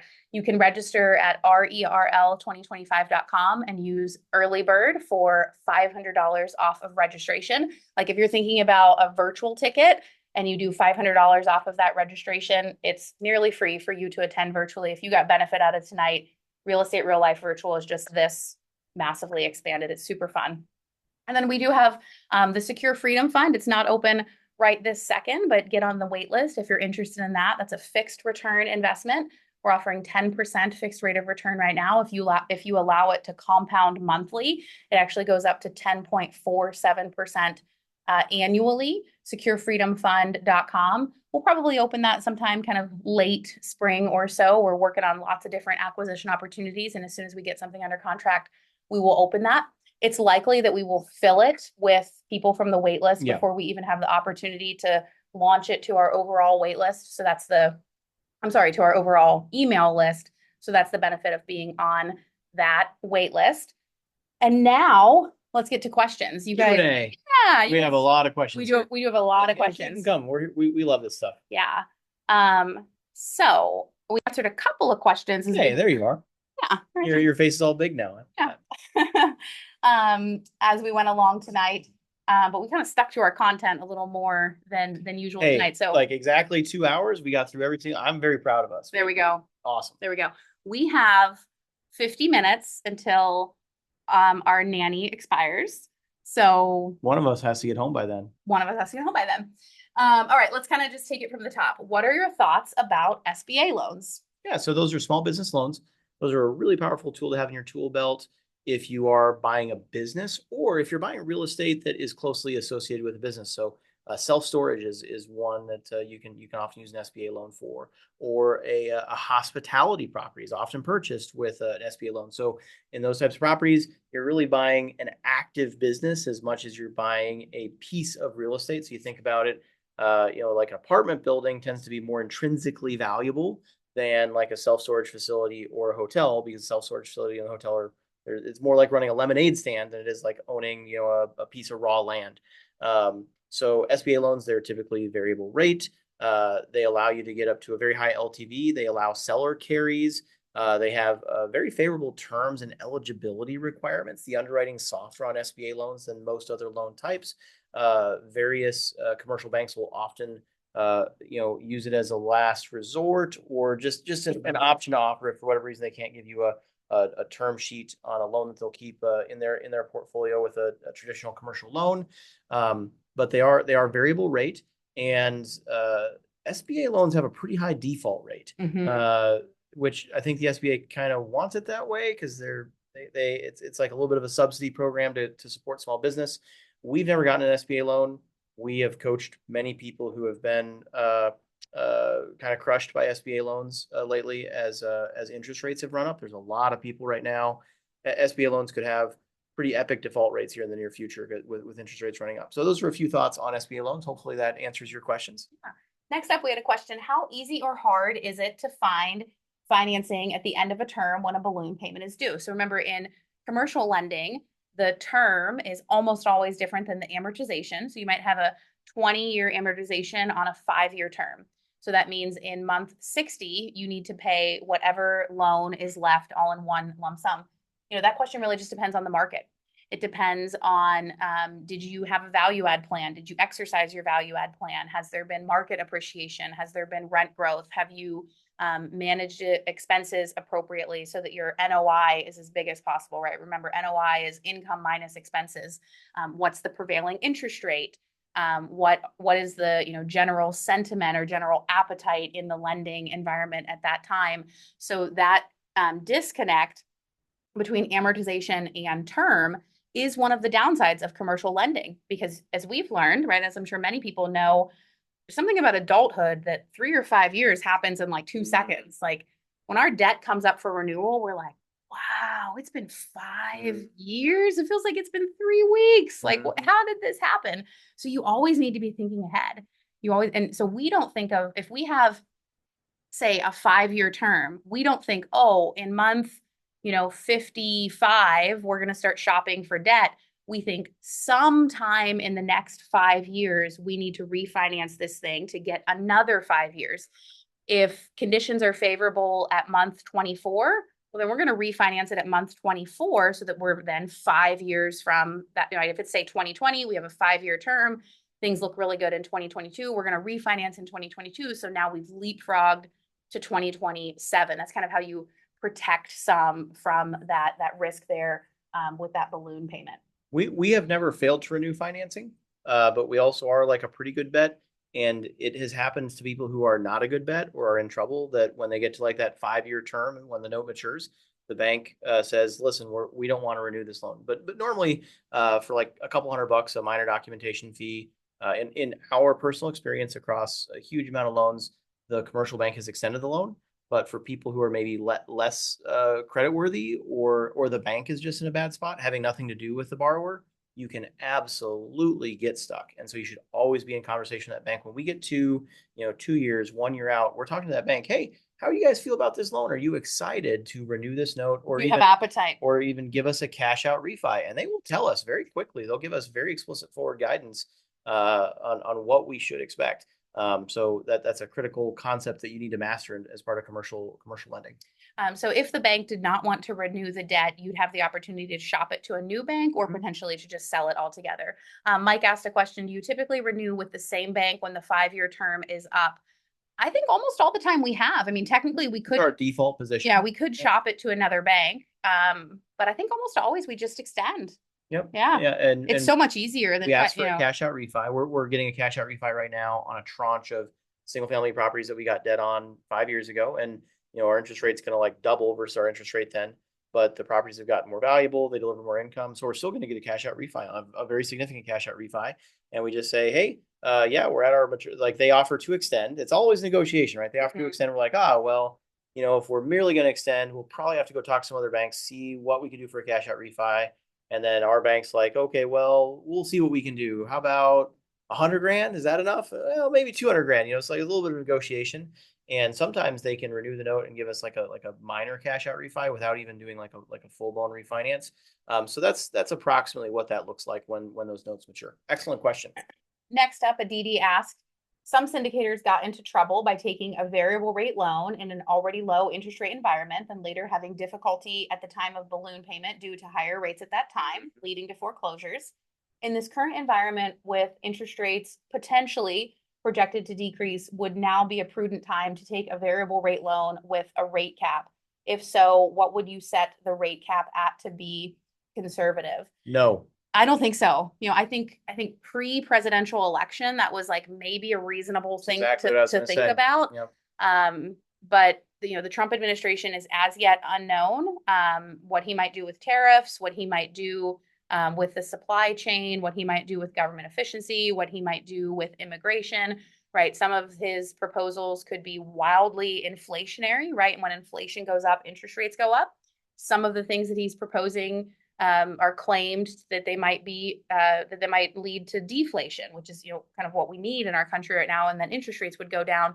But there's so much uncertainty in the market right now with the new Trump administration. So I would say no. I Yep. would say continue to get your fixed rate debt. 100%. And that's what we're doing is we're getting fixed rate debt.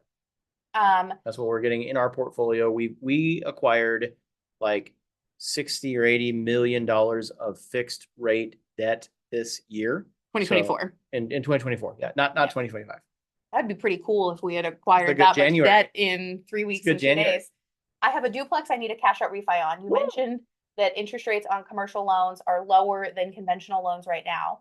Can I go to any local bank and just ask to speak with their commercial lender? Or is it better to go with a loan broker? So you asked that earlier in the night, and I hope that as we went along, we answered that. So yep, exactly that. Go to local banks, go to as many banks as possible, ask to speak with their commercial lending department, get warm referrals if you can find local real estate investors or other real estate agents that can connect you, but by all means cold call them if you need to. And then there are some pros and cons to loan brokers. In commercial lending, do banks treat seller carry or other subordinate financing from the seller as part of LTV? Yeah. So the short answer is it depends. And depending on how conservative the bank wants to be, they may include some or all of the seller carry against you in terms of LTV. Counterintuitively, they can also consider the seller carry as part of the down payment. Mhm. So let's say that they only authorize you up to a 70% LTV. You can actually use the seller carry to cover some of that to get you up to like an 80% LTV. So it can actually go both ways. It can be a pretty huge swing either way. And you may not be able to predict like which banks are going to do which way. Yeah. We have achieved, I'm not making this up, we have achieved 100% LTV deals with seller carry. So we did a 50% first lien from a bank and a 50% seller carry. And our, kind of our case to the bank was you're at such an absurdly low LTV that who cares what the total LTV is, including that seller carry, you're going to be fine. And we were able to get a 100% LTV deal on a really cool deal that way. Critical concept here is not the LTV though, it's debt service coverage ratio. So if you are making payments on that note, they will count that against your debt service, which is probably going to reduce your loan proceeds on your first lien. And in that way, the seller carry may not help you. Or even if you don't have any payments on it, they will actually look at when that seller carry balloons, and they will count that against you when they try to do like an exit financing test. So you just have to, and every bank may underwrite that differently. So you just need to solicit multiple banks. I recommend structuring your seller carry where the duration of seller carry matches the duration of your first lien. And I strongly recommend that you have no payments, that it just balloons at the end so that those payments do not count against you if your debt service constrained. We should do a whole class on seller carry. We're writing our whole curriculum yeah, for the year. Yeah, let's do a whole it. class on seller Love it. carry. Yep. Is there a standard amount or percentage that is ideal for a depository relationship with a regional bank for a commercial real estate loan? Kind of. 10% maybe, Yeah, but it's very varies. negotiable. a couple of years ago, banks would ask for a depository business, and you could be like, well, I've been banking down the street for years and I don't want to move my checking accounts and those sorts of things. And they'd be like, okay. Today they're much more strict with like, nope, if the loan is, 10 million, we want you to have 500,000, on deposit after the bank closes. So I don't know, 5-10%. It's also negotiable. Huge negotiable. So you know how we said this is a hopelessly unfair game, that $22 million we got with the phone call? One of the strings attached to that is that we had to bring $10 million of cash to the bank of depository business temporarily. Fortunately, we operate a private equity fund, so it's relatively easy for us to do that. Most people cannot deposit $10 million at the bank in order to get a $22 million loan, and they just needed it through the rest of the year. So we had a little bit of money kicking around in Fund 3, Fund 4, and we got a really compelling rate from the bank. So the bank actually paid us a really strong interest rate because they really kind of desperately needed that depository business, so much so that they're willing to give us a very favorable loan and pay us a rate on the depository business. So it just goes to show that it's all a negotiation. And the depository business right now is maybe the most important piece of the entire negotiation. Yep, absolutely. For a beginner real estate investor looking to buy a first investment property, would you recommend starting with commercial lending or first maximize your conventional options? Could be both, right? The nice thing about conventional is it is a little easier to get, right? I hope you see after the end of today that commercial lending is easy to get. It's like making friends, right? It's nothing to be scared of. We've given you all the tools of you just need to fill out these certain templates and create your credibility deck, start making some calls, but there is some work with it. The benefit is typically it's going to be a lower interest rate. You're going to be able to toggle all of those variables. Conventional lending is a little simpler, right? You can probably just call like the bank that you have your personal mortgage with and say, hey, I'm going to buy an investment property. Will you write me a loan on it? The rate might be a little bit higher. You can probably close the loan a little bit faster. It might take fewer of your hours. If your income's high, you're probably not going to be DTI constrained. So those are some of the things that someone might consider as they're making that decision. In the current interest rate environment, commercial loans are pretty compelling. So conventional loan is almost always the best option, but right this second, there's a good chance commercial will beat it just because of the strange interest rate environment. When you offer on, we already answered that one about NOI and those sorts of things. If you have a commercial loan with a 2-year interest only and mortgage payments kick in from year 3, how do you and the bank deal with the DSCR lowering in year 3 due to mortgage payments coming into play with both the amortization and the interest? Sounds like a hypothetical question here. Really good question. I like it. So someone is serious about shopping for some commercial lending. Yeah.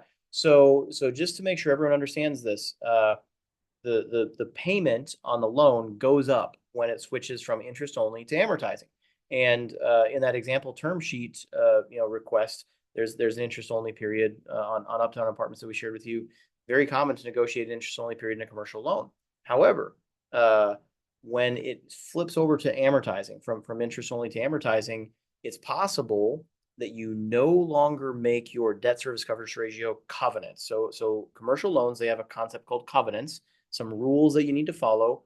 They typically say things like, please don't become a felon if you can avoid it. Please don't burn the building to the ground and run off to a foreign country with the insurance proceeds. Please, make your loan payments on time. And please make sure that you're giving us regular financials for the asset. And those financials must reflect that you're making, you hit a 1.20 DSCR, which means your net operating income is at least 20% higher than the debt service. So if your debt service is $100,000 per year, they must see financials that show that you are making at least $120,000 per year. So you're making $20,000 more than the debt service. So when that goes up, when it goes from interest only to amortizing, it's very possible that you're now in violation of that DSCR covenant, and the commercial bank could theoretically call your loan due. Theoretically. Now, we have personally never seen a loan called due, not once. The bank might have some very deliberate conversations with you. They might be calling you once a week saying, hey, Nick, that last set of financials you sent us showed that you were below like a 1.10 or a 1.05 on DSCR. Do you think you could send us some updated financials to be at least at a 1.15? How was your rent roll this month? Was it a little bit better? Because they have their regulators that they need to meet, and your file is in the watch list. So this is getting kind of deep into the weeds, but just the point is, you can get into trouble in that sort of situation. And all you need to do is just stay in touch with your bank. Just be transparent with them. Don't put your head in the sand. And we have never once seen the bank call the loan due. They almost always work things out. If you are, unable to make the payment from the asset, but you're making that payment, you're covering it with your own income. Usually the bank does not care. Like, they're not excited about it. You stay on the watch list, but they're not going to care. If you start falling behind on payments, that's when things tend to escalate. Um, you know, these are the sort of situations why Elaine has her coaching program, where you can really dig into the weeds on these sort of things. If you are This is one of contemplating, my coaching students. okay, I recognize the name, and I'm just saying that this is something where we'd probably go pretty deep in the weeds on Yep. this one. Yep. You'd be in a situation where you could try to go get new debt from somewhere else, but almost certainly what you'd want to do is you want to just stay in communication with your current bank and just keep working things out. Wait until the financial performance of the asset improves or interest rates get lower. And you probably are best served to just stay where you're at and just work with the lender.